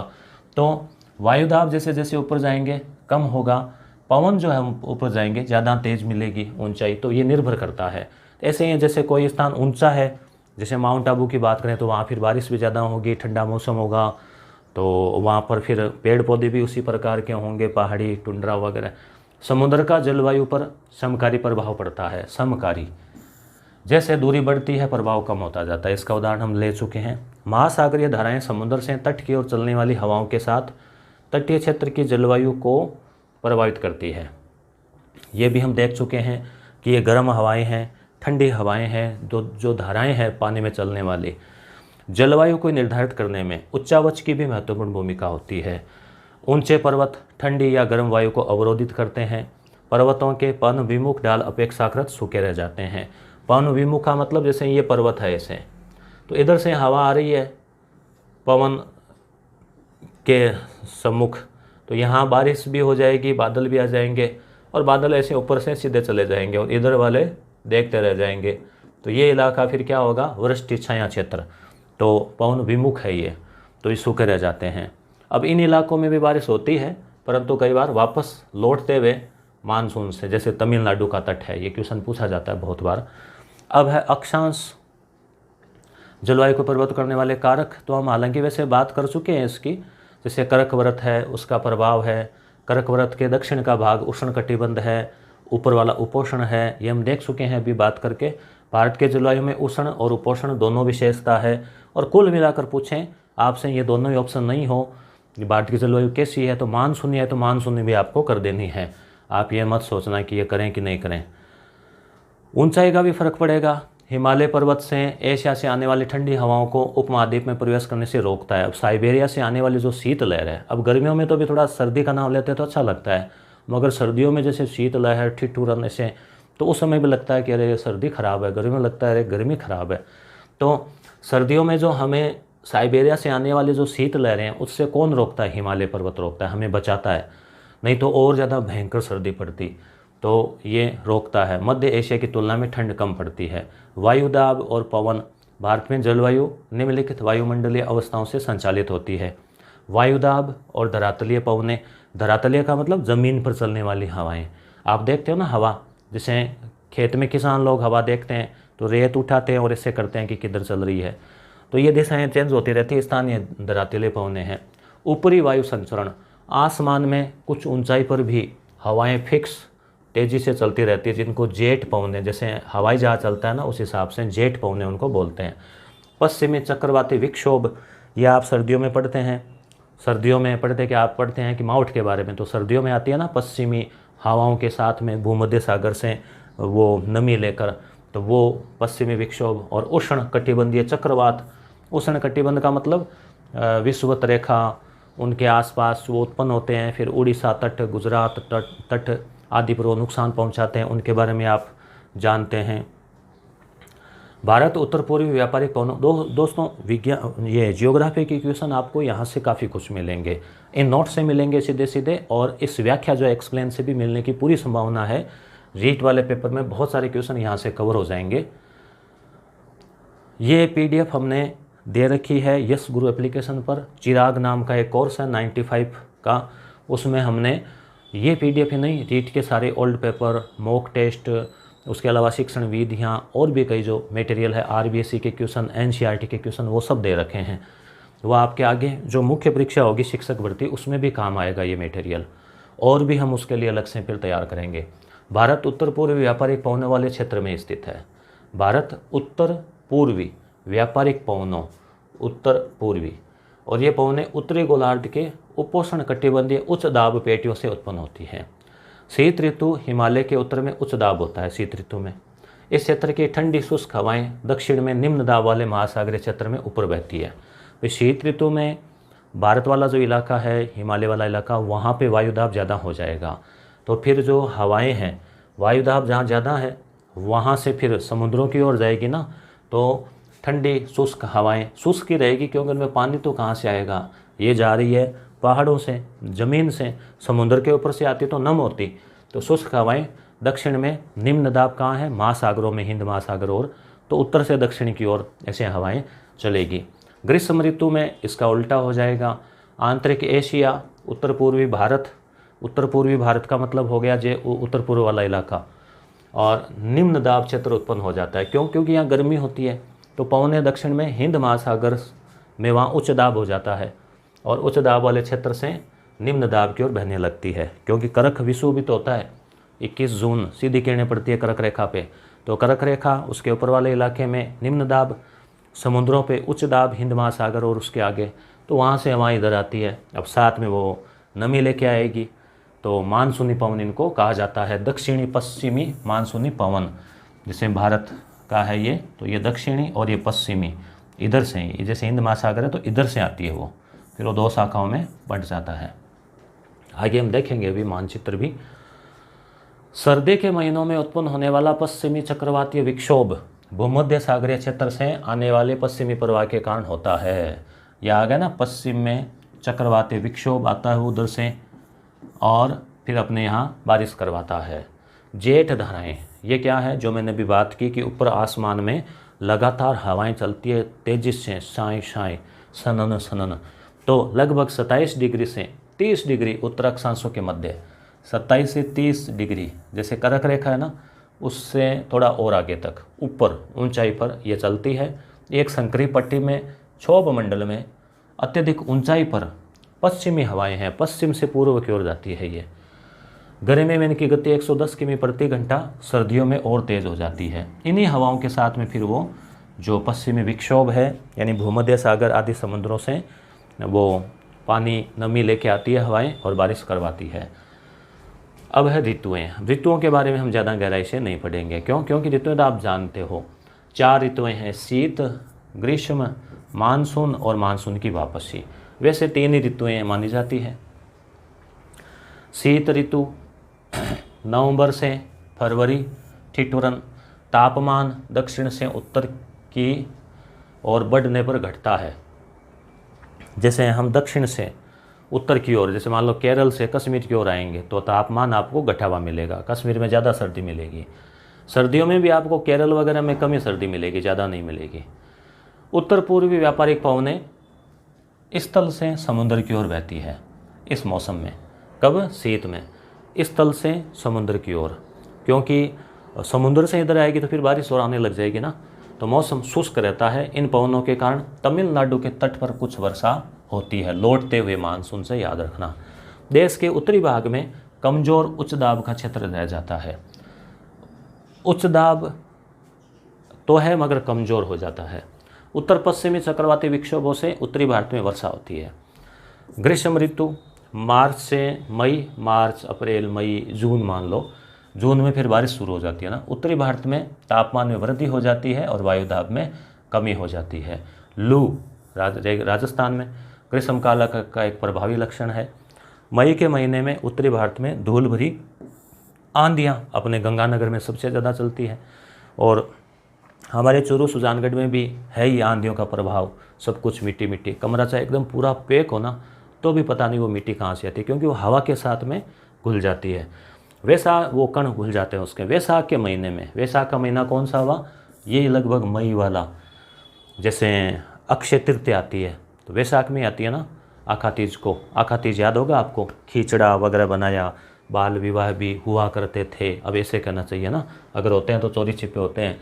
तो महीने में पश्चिमी बंगाल में होने वाली मूसलाधार वर्षा को काल वैसाखी, ये क्या होती है, मानसून से पहले ही आ जाती है, क्योंकि वो गर्म, जैसे गर्मी पड़ती है फिर हवाएं आती है तो उनके साथ में कुछ नमी आ जाती है, तो तेज़ आंधी और हवाओं के साथ में बारिश भी हो जाती है कभी कभी, तो उसे काल वैसाखी कहते हैं पश्चिमी बंगाल में, क्योंकि ये वैसाख के महीने में है। और काल इसलिए क्योंकि घातक होती है, खतरनाक होती है, मकान के मकान भी उड़ जाएं, हालांकि कुछ फसलों के लिए फ़ायदेमंद भी है। कर्नाटक और केरल में ग्रीष्म ऋतु के अंत में होने वाली मानसून पूर्व वर्षा, जो मानसून से पहले आ जाती है, मानसून तो जून के लास्ट और जुलाई में आएगा, तो आम्र वर्षा, ये आम को पका देती है। आप देखते हैं ना कि मानसून से पहले ही आम आ जाते हैं, लगभग अप्रैल और मई में लगभग अच्छे आम आने लग जाते हैं, मई जून शुरुआत में। इसके कारण आम जल्दी पक जाते हैं। वर्षा ऋतु या मानसून का आगमन, इसमें क्या होता है, जून के प्रारंभ में उत्तरी मैदान में तीव्र निम्न दाब उत्पन्न होता है, जो दक्षिणी गोलार्ध की व्यापारिक पवनों को आकर्षित करता है। जून का प्रारंभ हुआ तो उत्तरी मैदान जो है उसमें निम्न दाब उत्पन्न होता है। क्यों? क्योंकि यहाँ गर्मी पड़ती है भयंकर अपने यहाँ, तो फिर हवा में दाब कहाँ बचेगा। और दक्षिणी गोलार्ध की व्यापारिक पवनें, अब आप समझ गए कि जैसे हैं ये यहाँ पे भी स्रोत रेखा है, ये कर्क रेखा है। अब यहाँ मान लो निम्न दाब है, अब इसको भरने के लिए यहाँ उच्च दाब है हिंद महासागर, और वो हवाएं जाएगी इधर की, अरे चलो फटाफट वहाँ कमी हो गई हमारी, चलो तो आएगी, तो अकेली तो आएगी नहीं, साथ में पानी को लेके आएगी, समुद्र के ऊपर से आ रही है, तो पवनों को आकर्षित करता है। और ये पवनें गर्म महासागरों के ऊपर से गुजरती है, इसलिए अपने साथ बहुत अधिक मात्रा में नमी लाती है, और वही जो नमी है हवा की वो फिर इकट्ठी हो जाती है, और इकट्ठी होकर फिर वो बूंद बन जाती है, तो भारी हो जाती है। फिर कहा चलो धरती पे भाई, यहाँ ऊपर तो रह नहीं सकते, गुरुत्वाकर्षण खींच लेता है और फिर वो बारिश के रूप में बरस जाती है। और वही जैसे जहाँ हरियाली होगी, जहाँ पहाड़ियाँ होगी, वहाँ फिर वो बारिश ज़्यादा होगी। मौसम के प्रारंभ में पश्चिमी घाट के पवनमुखी भागों में भारी वर्षा होती है। अब पश्चिमी घाट के बारे में हमने पढ़ा, मैं केवल दक्षिण भारत का मैप बना रहा हूँ। जैसे ये मैप है दक्षिण भारत, ये पहाड़ियाँ हैं यहाँ, तो इधर से आई बादल पहले यहाँ टकराएंगे इनसे, कुछ ऊपर से भी चले जाएंगे, नहीं कि टकरा के वहीं रुक गए, कुछ इनसे टकराए नीचे वाले बादल, तो यहाँ पे भारी बारिश करवा दी पश्चिमी तट या पश्चिमी घाट पे। इस मौसम की अधिकतर वर्षा देश के उत्तर पूर्वी भागों में होती है, उत्तर और पूर्वी। तभी आपने पढ़ा ना कि मासिनराम मेघालय में विश्व की सबसे ज़्यादा वर्षा, विश्व की अपने यहाँ पे होती है। खासी पहाड़ियाँ हैं, गारो खासी जयंतियाँ, ये मेघालय में हम ना है ना, कल हमने पढ़ा था। तो यहाँ पर दक्षिणी श्रृंखलाओं में स्थित मासिनराम विश्व में औसत वार्षिक वर्षा प्राप्त करता है। ये क्यों? क्योंकि ये जो पहाड़ियाँ ना वो कीप आकार की है, मतलब ये इस प्रकार से हैं वो पहाड़ियाँ, ऐसे कीप आकार, मतलब इधर भी पहाड़ी इधर भी पहाड़ी, बीच में से, तो बादल बेचारे पहाड़ियों के बीच में घिर जाते हैं और फिर वो वहीं पे बारिश कर देते हैं सारी की। ये लो मासिनराम स्टेलेग्माइट और स्टेलेक्टाइट गुफाओं के लिए प्रसिद्ध है, ये आप रट लेना। मानसून की एक अन्य परिघटना है वर्षा में विराम। अब ये नहीं कि मानसून आया तो फिर 4 महीने लगातार दनादन वर्षा, नहीं, 10 दिन बारिश हो गई, फिर 15-20 दिन कहीं आसमान में कोई बादल दिख ही नहीं रहा, महीना भर 20-20 दिन, तो अपने राजस्थान में तो फसलें सूख ही जाती है बेचारी, कई बार तो किसान इंतज़ार करते रहते हैं। तो मानसून की अन्य परिघटना वर्षा में विराम। मानसून में आने वाले ये विराम मानसूनी गर्त की गति से संबंधित होते हैं। मानसून में गर्त मतलब गड्ढा, मानसून में भी गड्ढा। हाँ, मानसूनी गर्त का अक्ष मैदान के ऊपर अच्छी वर्षा। मानसूनी गर्त का अक्ष हिमालय के समीप, मतलब जैसे होता क्या है कि वो उच्च दाब निम्न दाब ये घटनाएं चेंज होती रहती है। बारिश आई तो दाब एक बार जैसे ठंड हो गई तो फिर वायु दाब जो है वो वापस जो है वो थोड़ा सा ठीक हो गया, निम्न से थोड़ा उच्च हो गया। तो ऐसे स्थितियाँ बदलती रहती है। तो मानसूनी गर्त का अक्ष हिमालय के समीप, मैदानी भाग में शुष्क अवस्था में, हिमालय क्षेत्र में यानी कि मैदानी भाग में शुष्क अवस्था आ जाती है और हिमालय क्षेत्र में भारी वर्षा हो जाती है।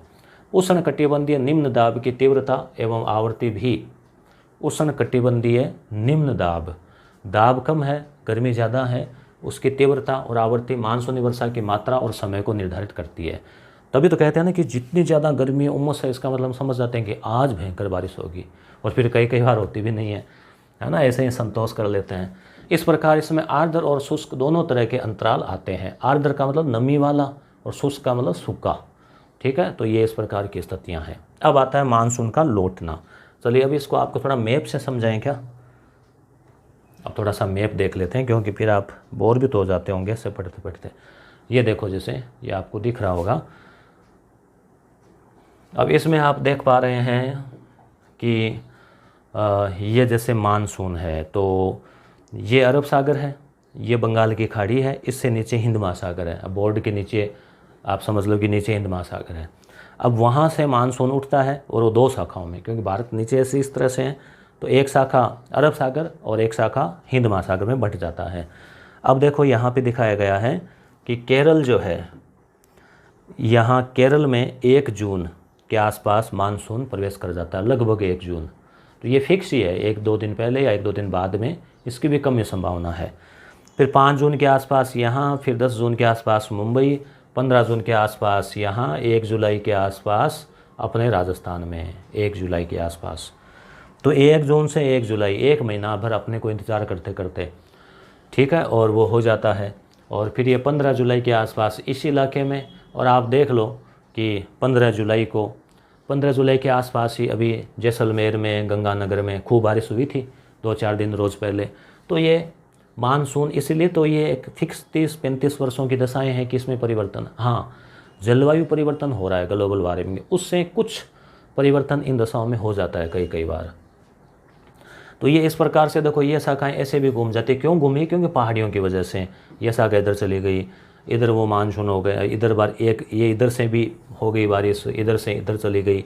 तो ये इलाका क्या है, मेघालय वाला, ये यहाँ पे है वो मासिनराम, यहाँ वर्षा ज़्यादा हो जाती है, इधर से भी हो जाती है, कुछ ये वाला भी आ जाता है। इस प्रकार से वो पहाड़ियों का कारण बताया ना, कीपाकार, इस वजह से। अब लौटता हुआ जो मानसून है उसमें अब अभी हवाएं इस जून जुलाई में क्या होता है, यहाँ पे एक तो ये इलाका, एक ये इलाका तिब्बत वाला, यहाँ पे कम वायुदाब का क्षेत्र होता है, और उत्तरी भारत में भी लगभग कम ही वायुदाब है। तो इनको भरने के लिए इधर से हवाएं आती है तेजी से कि चलो, और साथ में आएगा मानसून। अब हवाएं सीधी तो आ नहीं सकती, जैसे मैंने तीर बनाई, क्यों? क्योंकि फिर अलग अलग उच्चावच भी है ना, कहीं पठार ऊंचे हैं, कहीं पहाड़ है, कहीं और है। तो फिर ये क्या होता है कि ये जो है वो घूम फिर के ऐसे ऐसे अलग अलग तरीके से जाता है। फिर यहाँ पे हिमालय से टकरा के यहाँ बारिश हो जाती है, फिर वो नदियों में पानी बढ़ जाता है। तभी कहते हैं आज यमुना में, गंगा में बाढ़ आ गई, आज कोसी में आ गई। ज़्यादातर गंगा में तो कमी आती है, कोसी नदी है उनमें, दामोदर में, उनमें।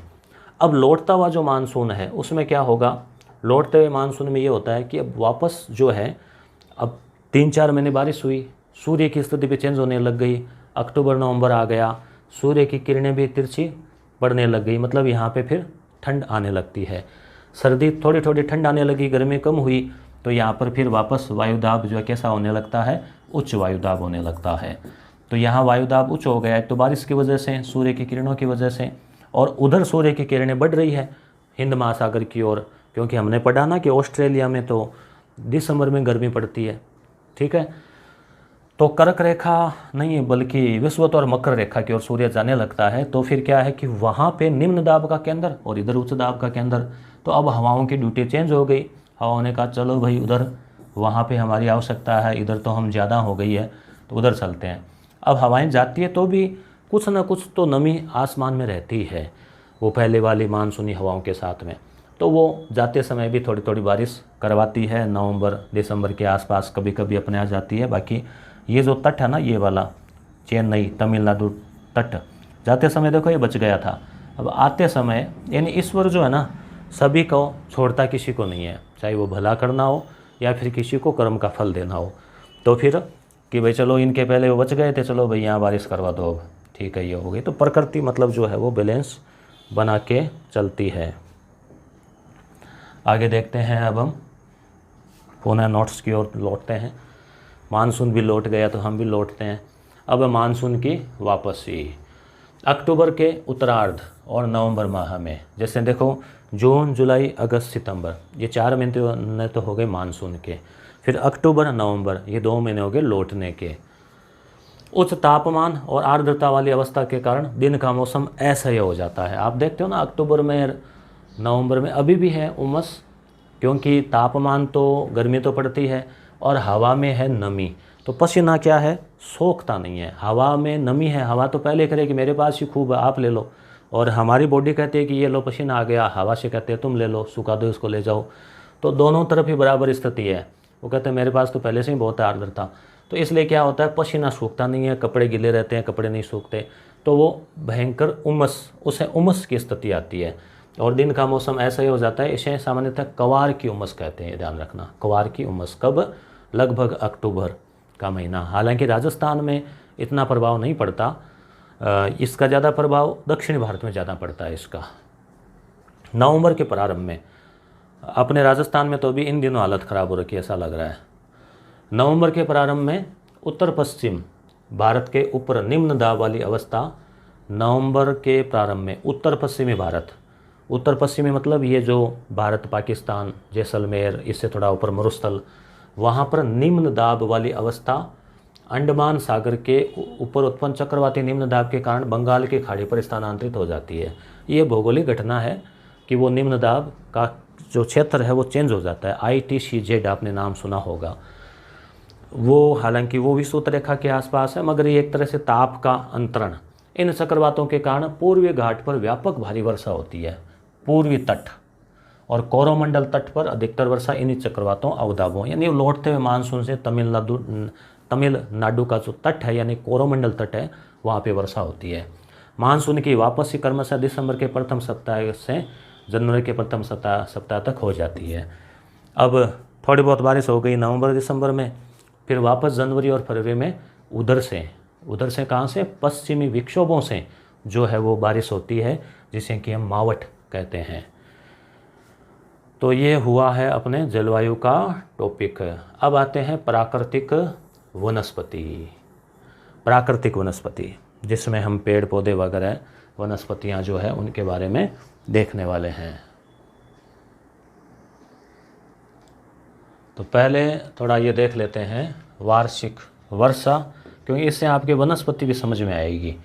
भाई जहाँ कम वर्षा है वहाँ सीधी सी बात है वनस्पति कहाँ से आएगी बेचारी, ठीक है। तो जैसे ये जैसलमेर वाला इलाका है, ये आप देख पा रहे हैं कि यहाँ पे 0 से 10 तो बहुत कम वर्षा है, पूरे साल में वर्षा नहीं हो रही, पूरे 0 सेमी या 10 सेमी। तो वहाँ पे कंटीले वन नहीं होंगे, उनके पास कांटे मिलेंगे। कांटे किस लिए, ये नहीं कि उनको गुस्सा आया हुआ है, कांटे इसलिए कि उन पौधों से भी तो वाष्पन होता है, तो कांटे होंगे तो वाष्पन कम होगा। पत्ते छोटे होंगे, जैसे खेजड़ी के पत्ते हैं तो पत्ते छोटे होंगे तो भी वाष्पन कम होगा। या फिर जैसे आक जैसे पौधे हैं जो कि बहुत दूध वाले, जो कि क्या बहुत कम पानी से भी रहते हैं, तो फोग है, आक है, बबूल है, केर है, इस प्रकार के खेजड़ी है, कंटीले वन जो है वो रहेंगे। अब आप सोचिए यहाँ बारिश धीरे धीरे बढ़ रही है, इस इलाके में और बढ़ी, यहाँ ठीक ठाक रही। ये देखो 400 सेमी से अधिक वर्षा वाले जो इलाके हैं, जैसे एक तो ये तटीय इलाका है, यहाँ पे ज़्यादा बारिश होती है, ब्लू किया हुआ ना। एक ये इलाका है देखो मासीनराम वाला, जहाँ पे 1100 सेमी वर्षा है। फिर इसके अलावा ये इलाका है अरुणाचल प्रदेश वाला, तो ये यहाँ पे। उसके बाद में 200 से 400 के बीच में ये जो रेड है, ये वाला इलाका, ये वाला इलाका, ये तो ये सबसे ज़्यादा वर्षा वाले हैं। तो ज़्यादा वर्षा होगी तो वहाँ वन भी जो है वो हरे भरे सदाबहार वन होंगे, 12 महीने हरे भरे रहते हैं। सदाबहार कैसे रहते हैं, क्या उनके पत्ते कभी झड़ते नहीं है क्या, बताओ झड़ते हैं या नहीं, हाँ या ना कमेंट करो। क्या तो पत्ते जो है ना, पत्ते झड़ते हैं, ऐसा नहीं कि पत्ते झड़ेंगे नहीं, मगर वो क्या है कि इतने घने हैं, इतने है कि किस पेड़ के पत्ते झड़े उसका नंबर आया, फिर अगले का आया, फिर उसका आया, मतलब उनका पता नहीं चलता कि कब झड़े एक साथ, मतलब बिखरे हुए हो तो पता लग जाता है। वो इतने सघन है और बहुत लंबे लंबे हैं, कोई छोटे कोई लंबे, तो ऐसे 12 महीने वो हरे भरे रहते हैं, पत्ते झड़ते रहते हैं, नए आते रहते हैं, खूब बारिश होती है। ये 100 से 200 सेमी वाला, जैसे थोड़ा ये इलाका, ये इलाका, ये इलाका, ये इलाका, थोड़ा ये इलाका, फिर ये 60 से 100 ये पूरा बीच वाला, फिर देखो ये थोड़ा थोड़ा ज़्यादा है। उसके बाद में ये आपको हालांकि कलर अब ये 0 से 20 ये वाला कुछ ये भी है, यहाँ लद्दाख वाले इलाके में भी बारिश नहीं होती है, नहीं के बराबर। तो ये अब हम थोड़े से ये देखो वन देख लेते हैं, ठीक है, कहाँ किस प्रकार के वन मिलेंगे। जैसे ये पर्वतीय वन है, क्यों? क्योंकि यहाँ हिमालय है, तो हिमालय पे आपको पेड़ कैसे मिलेंगे? आप पहाड़ पे गए आप देखेंगे अलग खजूर है, उसके अलावा जैसे मान लो इस प्रकार के जो कोणधारी वन, क्यों? क्योंकि इन पे वहाँ पे बर्फ़ पड़ती रहती है। अब पेड़ अगर इस प्रकार से होगा, ये अपने आप देखते हैं ना नॉर्मल पेड़ बनाते हैं ऐसे, अब इस पे बर्फ़ पड़ी, बेचारा दब गया बर्फ़ के नीचे, अगले दिन तो खड़ा ही नहीं हो पाएगा। तो ये क्या है, अपने आप सेट हो जाते हैं, बर्फ़ आएगी इधर से साइड में चली जाएगी, ठहरेगी भी तो भी कितनी देर ठहरेगी, पेड़ का नुकसान नहीं होगा, ये इस प्रकार के। अब यहाँ पे सदाबहार वन है, जैसे ये इलाका, ये इलाका, ये इलाका, कारण क्योंकि यहाँ बारिश होती रहती है खूब, 4 महीने हुई, फिर लौटते हुए हो गई, और नमी भी है, समुद्र के किनारे हैं, पहाड़ियों के आसपास है, तो ये हरे भरे रहते हैं 12 महीने। ये इलाका यहाँ पे मैंग्रोव वन पाए जाते हैं। मैंग्रोव वन क्या होते हैं कि जैसे नदी जो है वो नदी समुद्र में मिलती है, तो उस समय ये नहीं कि वो अचानक ऐसे ढाल से मिल रही को झरने की तरह फैली हुई है बहुत खूब दूर में, तो वो पंजे नुमा आकृति में फैली रहती है, उसका डेल्टा होता है, तो वहाँ पे आधा पानी, मिट्टी, कीचड़, दलदल इस टाइप का होता है, तो पानी में डूबे रहते हैं वो पेड़, उनकी जड़ें आधी पानी में डूबी रहती है, कुछ सिर ऊपर उठाए रहते हैं, तो वो मैंग्रोव वन होते हैं। सुंदरी वन, मैंग्रोव वन यहाँ पे। तो उष्ण कटिबंधीय सदाबहार वन, उष्ण कटिबंध मतलब गर्म इलाका, ये नाम आप समझो, उष्ण कटिबंध, इन नामों से टेंशन नहीं लेनी है, डरना नहीं है कि क्या ये उष्ण ऐसे उपोषण, उष्ण मतलब गर्म, तोड़ लो इसको, मतलब गर्म इलाके वाले सदाबहार वन। तो ये गर्म इलाके वाले सदाबहार वन, यहाँ जैव विविधता भी ज़्यादा पाई जाती है इन वनों में, विभिन्न प्रकार के पेड़ पौधे और जीव जंतु। हॉट स्पॉट, तप्त स्थल भी कहते हैं इनको, तप्त गर्मी की वजह से नहीं, जैव विविधता की वजह से। उसके बाद में उष्ण कटिबंधीय पर्णपाती, पर्णपाती का मतलब पत्ते झड़ जाते हैं। अब है तो गर्म इलाके के मगर पत्ते झड़ जाते हैं। अब जैसे कर्क रेखा है, इसके नीचे वाला ये इलाका है ये पूरा, उसके अलावा थोड़ा ये इलाका है आसपास, ये नहीं कि कर्क रेखा होते फिर ऊपर एकदम ही ठंड शुरू हो गई, ऐसा तो है नहीं। तो ये इलाका लगभग पूरा का पूरा गर्म है, गर्म मतलब गर्मी है थोड़ी बहुत, और पत्ते इनके झड़ जाते हैं। जैसे अपने चाहे पीपल ले लो, नीम ले लो, बबूल ले लो, शीशम ले लो, सागवान के वन ले लो और ले लो, तो ये इलाके जो है ना वो तो पर्णपाती वन। अब है पर्वतीय वन, ये पहाड़ी इलाके वाले, ये पर्वतीय, जहाँ पर्वत है वहाँ। उसके बाद में मैंग्रोव वन ये हो गया। फिर उष्ण कटिबंधीय कंटीले वन, ये अपने वाले, एक तो मरुस्थल, राजस्थान में तो आप ये मान लो मरुस्थल में तो अरावली के पश्चिम वाले तो सारे है ही, तो ये सारे के सारे जो ज़िले हैं वहाँ पर कंटीले, जैसे बबूल जिसके कांटे हो, जैसे वो कंटीले वन हो गए। कुछ यहाँ पर भी कंटीले पाए जाते हैं क्योंकि ये पठारी इलाके में क्या है कि वो बारिश हो नहीं पाती ढंग से, बीच में रह जाता है इस वजह से। तो ये कुछ वन हुए। अब हम चलते हैं वापस लौट के, कहाँ पे, वहीं।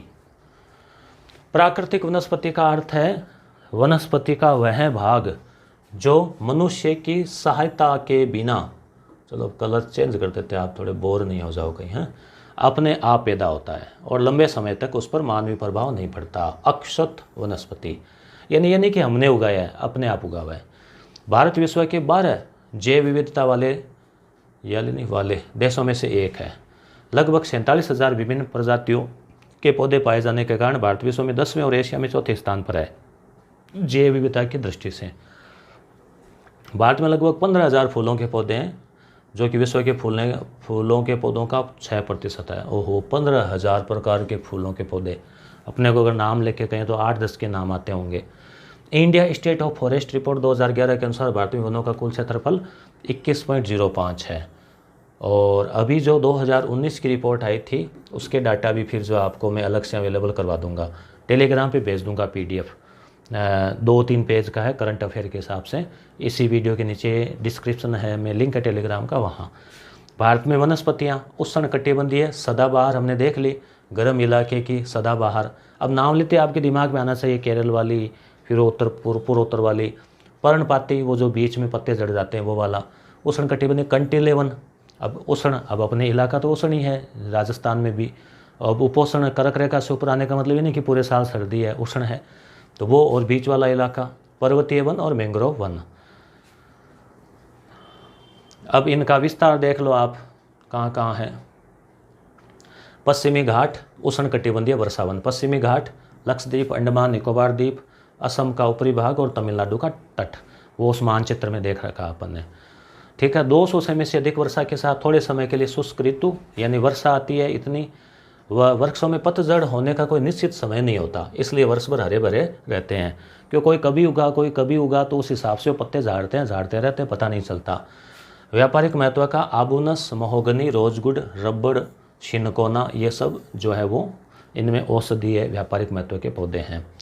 उष्णकटिबंधीय पर्णपाती, जिनके पत्ते झड़ जाते हैं, गर्म इलाके के मगर पत्ते झड़ जाते हैं, तो ये सबसे बड़े क्षेत्र में फैले हुए हैं। एक तो ये इंपॉर्टेंट बात यहाँ पे है। इनको मानसूनी वन भी कहते हैं, क्योंकि मानसून में ये हरे भरे हो जाते हैं, फिर थोड़े सूख जाते हैं, काम चलाते हैं बेचारे। ये उन क्षेत्रों में विस्तृत है जहाँ 70 से 200 सेमी वर्षा होती है। अब इनके भी 2 भाग है। आर्द्र पर्णपाती, यानी एक तो जहाँ अच्छी बारिश होती है वो, और एक जहाँ कम बारिश होती है वो। जैसे अपने एक तो राजस्थान वाला नीम है, राजस्थान वाला पीपल है, और एक आपको मिलेगा मान लो जहाँ अच्छी वर्षा हो रही हो यूपी में कोई, तो वो ज़्यादा हरा भरा ऐसे रहेगा, खाते पीते परिवार का ज़्यादा लगेगा। तो आर्द्र पर्णपाती है, ये 100 से 200 सेमी वर्षा वाले क्षेत्रों में, देश के पूर्वी भाग, उत्तर पूर्वी राज्य, हिमालय, ये इलाके आप देख लेना, इसको वीडियो को पॉज करके ये पढ़ लेना। प्रमुख वृक्ष सागौन, बांस, ये याद रखना, सागौन, सागवान, शीशम, चंदन, कुसुम, अर्जुन, सहतूत हो गए। अब है शुष्क पर्णपाती, पत्ते तो झड़ते हैं मगर मतलब यहाँ ज़्यादा बारिश नहीं मिलती इनको, तो 70 से 100 ही है। ये आपको ज़्यादा याद नहीं रखना, ये बारिश सर। पौधों के नाम याद रख लेना, पौधों के प्रकार, जैसे उष्णकटिबंधीय है, सदाबहार वन कहाँ पाए जाते हैं, इस टाइप की। पर्णपाती, तो अंतर पता कर लेना, याद रखना। प्रायद्वीपीय पठार, उत्तर प्रदेश, बिहार के मैदानों में, कुछ राजस्थान में भी, ऐसा नहीं कि राजस्थान बिल्कुल ही नहीं है। जैसे राजस्थान में मान लो जो उत्तरी मैदान है, उत्तरी क्या वो पूर्व वाला, जयपुर से आगे भरतपुर साइड, वो। उसके अलावा जैसे हाड़ौती क्षेत्र, प्रमुख वृक्ष साल, पीपल, नीम, अब ये है ही अपनी, मगर वहाँ ज़्यादा है। उष्णकटिबंधीय कंटीले, अब राजस्थान का नाम आ जाएगा इसमें, कंटीले, तो 70 से कम वर्षा वाला, कम वर्षा Gujarat, Rajasthan, Chhattisgarh, MP, UP, Haryana. Acacia, खजूर, नागफनी, उसके अलावा जैसे आक है, बबूल है, केर है आदि। पर्वतीय, 1000 से 2000 मीटर की ऊंचाई वाले क्षेत्रों में, उनको हम पर्वतीय कहेंगे। आर्द्र शीतोष्ण कटिबंधीय वन पाए जाते हैं, आर्द्र और शीतोष्ण, क्योंकि पर्वत वाला इलाका है ना, तो वहाँ थोड़ी सी सर्दी है, उष्ण नहीं है, वो थोड़ा सा ठंडा हो जाता है, इसलिए शीतोष्ण। इसमें चौड़ी पत्ती वाले ओक, चेस्टनट आदि। 1500 से 3000 की ऊंचाई पर शंकुधारी वृक्ष आ जाते हैं। शंकु, ये इस प्रकार का शंकु होता ना, शंकु कोण, चीड़, देवदार, सिल्वर आदि। 1-2 नाम याद रख लेना। हिमालय की ढलानों में, दक्षिण उत्तर पूर्व में 3600 से अधिक ऊंचाई पर अल्पाइन वनस्पति पाई जाती है। अल्पाइन क्या होता है कि मतलब जैसे तना लंबा होगा और ये ऐसे मतलब ऐसे बहुत पतले से इस टाइप के से होंगे वो अल्पाइन, तो अल्पाइन वनस्पति जो है वो। मैंग्रोव हम बात कर ही चुके हैं, ये हैं ज्वार भाटा वाले तटवर्ती क्षेत्रों, नदी के डेल्टाई क्षेत्रों, गंगा, ब्रह्मपुत्र, महानदी, गोदावरी, कृष्णा, कावेरी के डेल्टा क्षेत्रों में।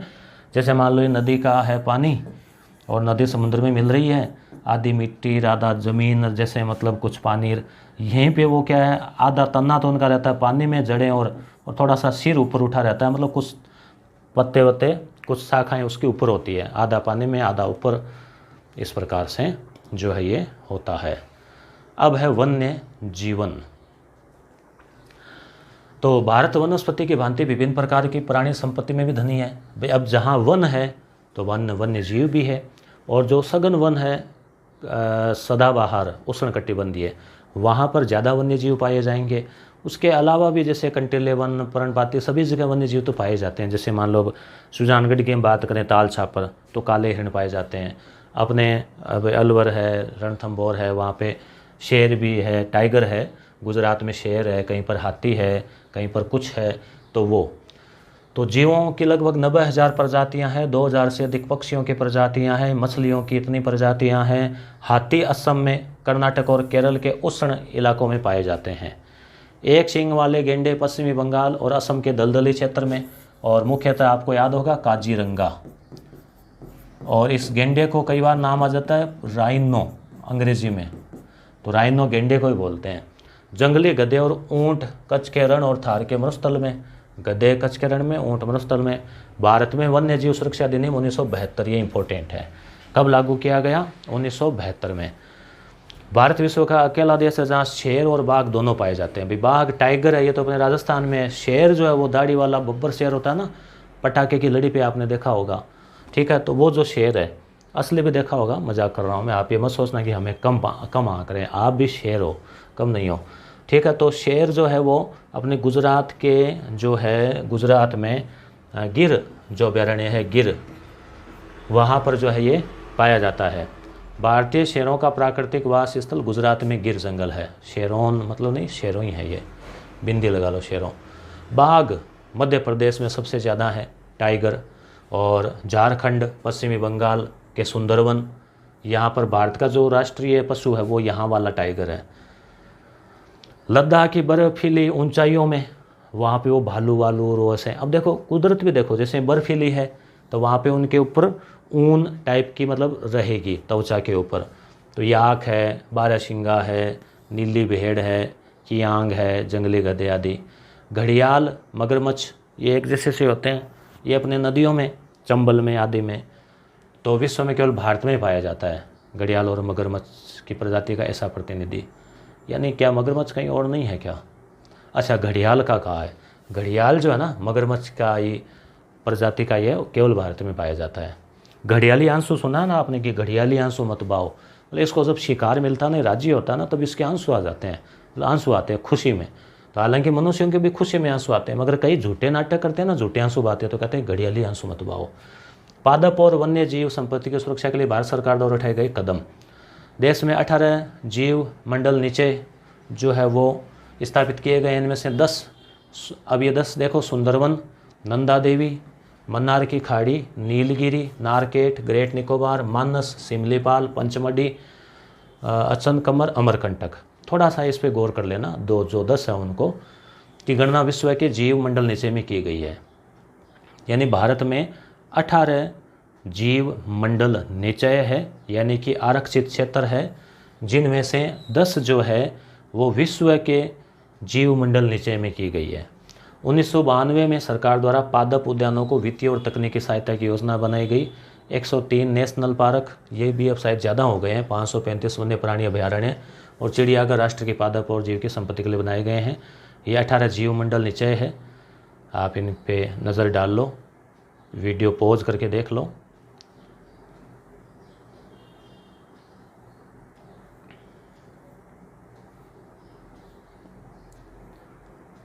अब है मृदा, मिट्टी। मिट्टी को लेकर भी हम पहले मैप से देख लेते हैं। तो ये आप मैप में देख पा रहे हैं, मिट्टियों को कुछ दिखाया गया है। इसमें हरा कलर है, ये तो है पर्वत और वन, ठीक है। अब ये जो ब्लू कलर में आप देख रहे हैं, ये है जलोढ़, मतलब यहाँ नदियाँ हैं, गंगा, यमुना इधर। अब ये राजस्थान है, पाकिस्तान का अपने को यहाँ लेना देना नहीं है। कुछ ये इलाका है, कुछ ये इलाका है, कुछ ये इलाका है, कुछ ये है। यहाँ पे जलोढ़ या दोमट मृदा है। लाल और पीली, तो ये जो बीच वाला इलाका है ये लाल पीली वाला इलाका है। पठारी ये वाला, और बीच में जो है ये है काली। ये जो बीच में आप देख पा रहे हैं, ओह लाइट चली गई, कोयला ख़त्म हो गया। कोयले डाल के आए हैं, थोड़े ज़्यादा डाल देना, आगे लाइट नहीं जाए ना। कोयले डलवाएं, लाइट आ गई वापस हैं। तो अब देखो, जैसे ये जो ये इलाका ये है शुष्क मिट्टी वाला, ठीक है। शुष्क, यानी यहाँ पे वो मरुस्थलीय मिट्टी। बीच वाला इलाका ये काली मिट्टी वाला। अब लेटेराइट जो है, लेटेराइट मतलब ईंट के कलर का, जैसा लेटर ईंट से बना है इसका, ये अपने राजस्थान में, कुछ ये डूंगरपुर बांसवाड़ा, कुछ यहाँ महाराष्ट्र वाला इलाका, कुछ ये केरल वाला इलाका, यहाँ पर लेटेराइट मृदा भी पाई जाती है। तो अब हम देखते हैं नोट्स की मिट्टियों में जो है क्या लिखा हुआ है। मृदा में जैसे जलोढ़ हो गई, काली हो गई, ठीक है, लाल काली हो गई, लाल पीली हो गई, मरुस्थली हो गई, उसके अलावा पर्वतीय हो गई। तो जैसे जिस हिसाब से क्षेत्र है ना, उस हिसाब से फिर वो मिट्टी हो जाएगी। तो पृथ्वी के पृष्ठ पर दानेदार कणों के आवरण की पतली परत मृदा कहलाती है। मृदा शेल यानी जो चट्टानें हैं, मालवा और जैव सामग्री का मिश्रण होता है। मालवा नहीं, मलबा, जैव सामग्री, पेड़ पौधे, मछलियाँ, मनुष्य के अवशेष, कुछ और चीज़ों के, वो उसमें क्या काम करते हैं, ह्यूमस का काम करते हैं। मिट्टी के अंदर जो तत्व होते हैं उपजाऊ, पेड़ पौधे आदि के सड़े गले तत्व हैं, वो ह्यूमस। मृदा के घटक क्या क्या है, खनिज कण, ह्यूमस, जल और वायु। वायु में मृदा के लिए जो नाइट्रोजन है वो बहुत फायदेमंद होता है पेड़ पौधों के लिए। मृदा का निर्माण चट्टानों के टूटने से, खनिजों से, जैव पदार्थों से, भूमि पर पाए जाने वाले खनिजों से होता है, अपक्षय की प्रक्रिया से। अपक्षय का मतलब चट्टानें वगैरह टूटती है, घिसती है तो मिट्टी बन जाती है, मगर ये हाथों हाथ नहीं बनती, लाखों साल लगते हैं इसमें। अपक्षय का मतलब घटना, घटाव, टूटना। किस वजह से होता है, तापमान में परिवर्तन से, तुषार यानी बर्फ की प्रक्रिया से, पौधों, प्राणियों, मानवीय क्रियाकलापों द्वारा अनावृत शैलों के टूटने से क्षय अपक्षय कहलाता है। यानी कि कोई चट्टान है और है वो टूटती है तो उसे मिट्टी बनेगी। अब मृदा निर्माण के कारक, मुख्य कारक जनक शैल का स्वरूप और जलवायु कारक, यानी एक तो जलवायु की वजह से और एक जनक शैल यानी जिनसे कि मिट्टी बनती है वो चट्टानें। अन्य कारक में स्थलाकृति, जैव पदार्थ की भूमिका, मृदा निर्माण आदि। मृदा निर्माण में लगा समय। मृदा का वर्गीकरण प्राचीन काल में दो होते थे, एक तो उर्वर भूमि और एक ऊसर भूमि। आप यही पढ़ते हैं ना, जैसे इतिहास पढ़ते हैं तो बंजर भूमि, ऊसर भूमि। और मुगल काल में 4 प्रकार, चाचर, बंजर, ऊसर पड़ती है से। ICAR ने, USDA संयुक्त राज्य अमेरिका का कृषि विभाग, मृदा वर्गीकरण अनुसार भारत की मिट्टियों को निम्नलिखित क्रम में वर्गीकृत किया गया है। इनसेप्टिसोल, एंटीसोल, एल्फिसोल, वर्टिसोल, एरिडोसोल, अल्टीसोल, मोलिसोल। अब आप कहेंगे कि ऐसे कैसे याद रहेगा, ये तो इतना तो याद रख लो, सबसे ज़्यादा कौन सी है, इनसेप्टिसोल, और सबसे कम ये है मोलिसोल, ठीक है। जलोढ़ मृदा देखते हैं। जलोढ़ मृदा जो है इसमें उत्तरी मैदान नदी घाटियों में पाई जाती है। देश के कुल क्षेत्रफल में 40% को ढके हुए हैं। अभी जो इनसेप्टिसोल, पोटास की मात्रा अधिक होती है, फास्फोरस की मात्रा कम होती है, रंग हल्का धूसर, राख धूसर, यानी कि जैसे राख भी और पीली, थोड़ा सा राख को पीला कर दें और इस टाइप की। नदियों के किनारे आपने देखिए जलोढ़ मृदाओं में गहन कृषि की जाती है। इसको जलोढ़ भी कहते हैं और दोमट भी कहते हैं। बहुत उपजाऊ होती है और गहन कृषि, साल में 2-2, 3-3, 4-4 फसलें निकालो चाहिए। काली मृदा, ये जैसे इंपॉर्टेंट है, क्वेश्चन पूछा जाता है इसका। ये मृदाएं दक्कन के पठार के अधिकतर भाग, वो जो है ना त्रिभुजाकार, उसमें महाराष्ट्र का कुछ भाग, गुजरात, आंध्र प्रदेश, इस मृदा में रेगुर, इसको रेगुर भी बोलते हैं, रेगुर भी कहते हैं इसको। और कपास की काली मिट्टी, यानी कपास यहाँ पर अच्छा उगता है। तो पूछा जाता है कि कपास तो होता है सफ़ेद, मिट्टी है काली, याद रखना, इसको रेगुर मृदा भी कहते हैं। इसमें अब काली है ना तो लोहा इसमें पाया जाएगा, चूना, लोहा, मैग्नीशियम, पोटास, एल्यूमिना, लेकिन फास्फोरस, नाइट्रोजन और जैव पदार्थों की कमी होती है। फिर भी उपजाऊ होती है मक्का वगैरह के लिए भी, विशेषकर कपास के लिए। लाल और पीली मृदा, लाल पीली मतलब पीली का मतलब ये नहीं कि एकदम पीला कलर, जैसे मान लो हम यहाँ पे काम में ले रहे हैं कि भाई ये ऐसी पीली है, इतनी पीली नहीं है, मतलब लगभग थोड़ी पीली, थोड़ी ललाई लिए हुए ऐसे, यानी ब्राउन सी कलर, थोड़ी कम ब्राउन, इस तरह से। तो लाल मृदा का विकास दक्कन पठार के पूर्वी और दक्षिणी भाग में रवेदार आग्नेय चट्टानों से कम वर्षा वाले क्षेत्रों में हुआ है। यानी दक्कन पठार जो है ना, उसका पूर्वी ये वाला हिस्सा और दक्षिणी वाला हिस्सा। पीली और लाल मृदाएं ओडिशा और छत्तीसगढ़ के, ये थोड़ा याद रख लेना, ओडिशा और छत्तीसगढ़ और मध्य गंगा मैदान में पाई जाती है। लाल रंग रवेदार और कायांतरित चट्टानों में लोहे के व्यापक विसरण के कारण। मृदा का रंग लाल लोह तत्व के कारण होता है, ये ध्यान रखना, आयरन की वजह से। आयरन भी तो थोड़ा लाल ललाई लिए हुए होता है, काला और लाल। जल योजित होने के कारण ये पीली दिखाई देती है, जल से मिलने के कारण फिर पीली। इसमें नाइट्रोजन, फास्फोरस, ह्यूमस की कमी होती है। लेटेराइट मृदा, लेटेराइट लैटिन शब्द लेटर से बना है, जिसका अर्थ होता है ईंट। ईंट होती है ना, घरों में ईंट काम में लेते हैं, मकानों में। यह मृदाएं उच्च तापमान और भारी वर्षा, जैसे अपने बांसवाड़ा इलाका, माउंट आबू वाला, अब वहाँ तो पहाड़ी है, तो बांसवाड़ा वाला कुछ क्षेत्र, उसके अलावा केरल वगैरह वाला क्षेत्र जहाँ भारी वर्षा होती है और उच्च तापमान। इसमें जैव पदार्थ नाइट्रोजन, फास्फोरस, इनकी कमी होती है। लो ऑक्साइड और पोटास ज़्यादा होता है। आप सोचेंगे सभी में कमियाँ हैं, फिर ये उपजाऊ कैसे हैं? कई चीज़ें अच्छी है ना, पोटास, ऑक्साइड, इस वजह से। तमिलनाडु, आंध्र प्रदेश, केरल में काजू आदि के लिए उपयोगी है। कर्नाटक, केरल, दक्षिण भारत में। शुष्क मृदाएं, ये अपने राजस्थान में बलुई बोलते हैं इसको। थोड़ी सी लवणीय भी होती है और शुष्क जलवायु के कारण अधिक तापमान है मगर वर्षा कम है, तो ये हो जाती है। इसमें ह्यूमस की भी कमी होती है, ह्यूमस की कमी, जैव पदार्थों की कमी, इसमें तो लगभग कमी होती है। फिर भी बाजरा आदि के लिए ठीक होती है। लवण मृदाएं, खारी मृदाएं होती है। ऊसर मृदा, सोडियम, पोटेशियम, ये पाया जाता है। शुष्क क्षेत्र और अर्ध शुष्क क्षेत्रों में पाई जाती है। नाइट्रोजन और चूने की कमी होती है। लवणता के लिए जिप्सम का प्रयोग करते हैं, लवणता कम करने के लिए। पीठमय मृदाएं, भारी वर्षा, उच्च आर्द्रता, वहाँ पर जैव पदार्थों की मात्रा होती है। बिहार वाले क्षेत्रों में पीठ। वन मृदा, वन वाले क्षेत्रों में पर्याप्त वर्षा, वन वाले क्षेत्रों में पाई जाती है। इन मृदाओं का निर्माण पर्वतीय पर्यावरण में होता है, अतः पर्यावरण परिवर्तन के अनुसार इनमें संरचना बदलती रहती है। मृदा का निम्नीकरण, निम्नीकरण का मतलब मृदा का कटाव, उसकी क्वालिटी डाउन होते जाना, नष्ट होते जाना, फिर उसका संरक्षण जरूरी है, नहीं तो फिर हम खेती कहाँ से करेंगे।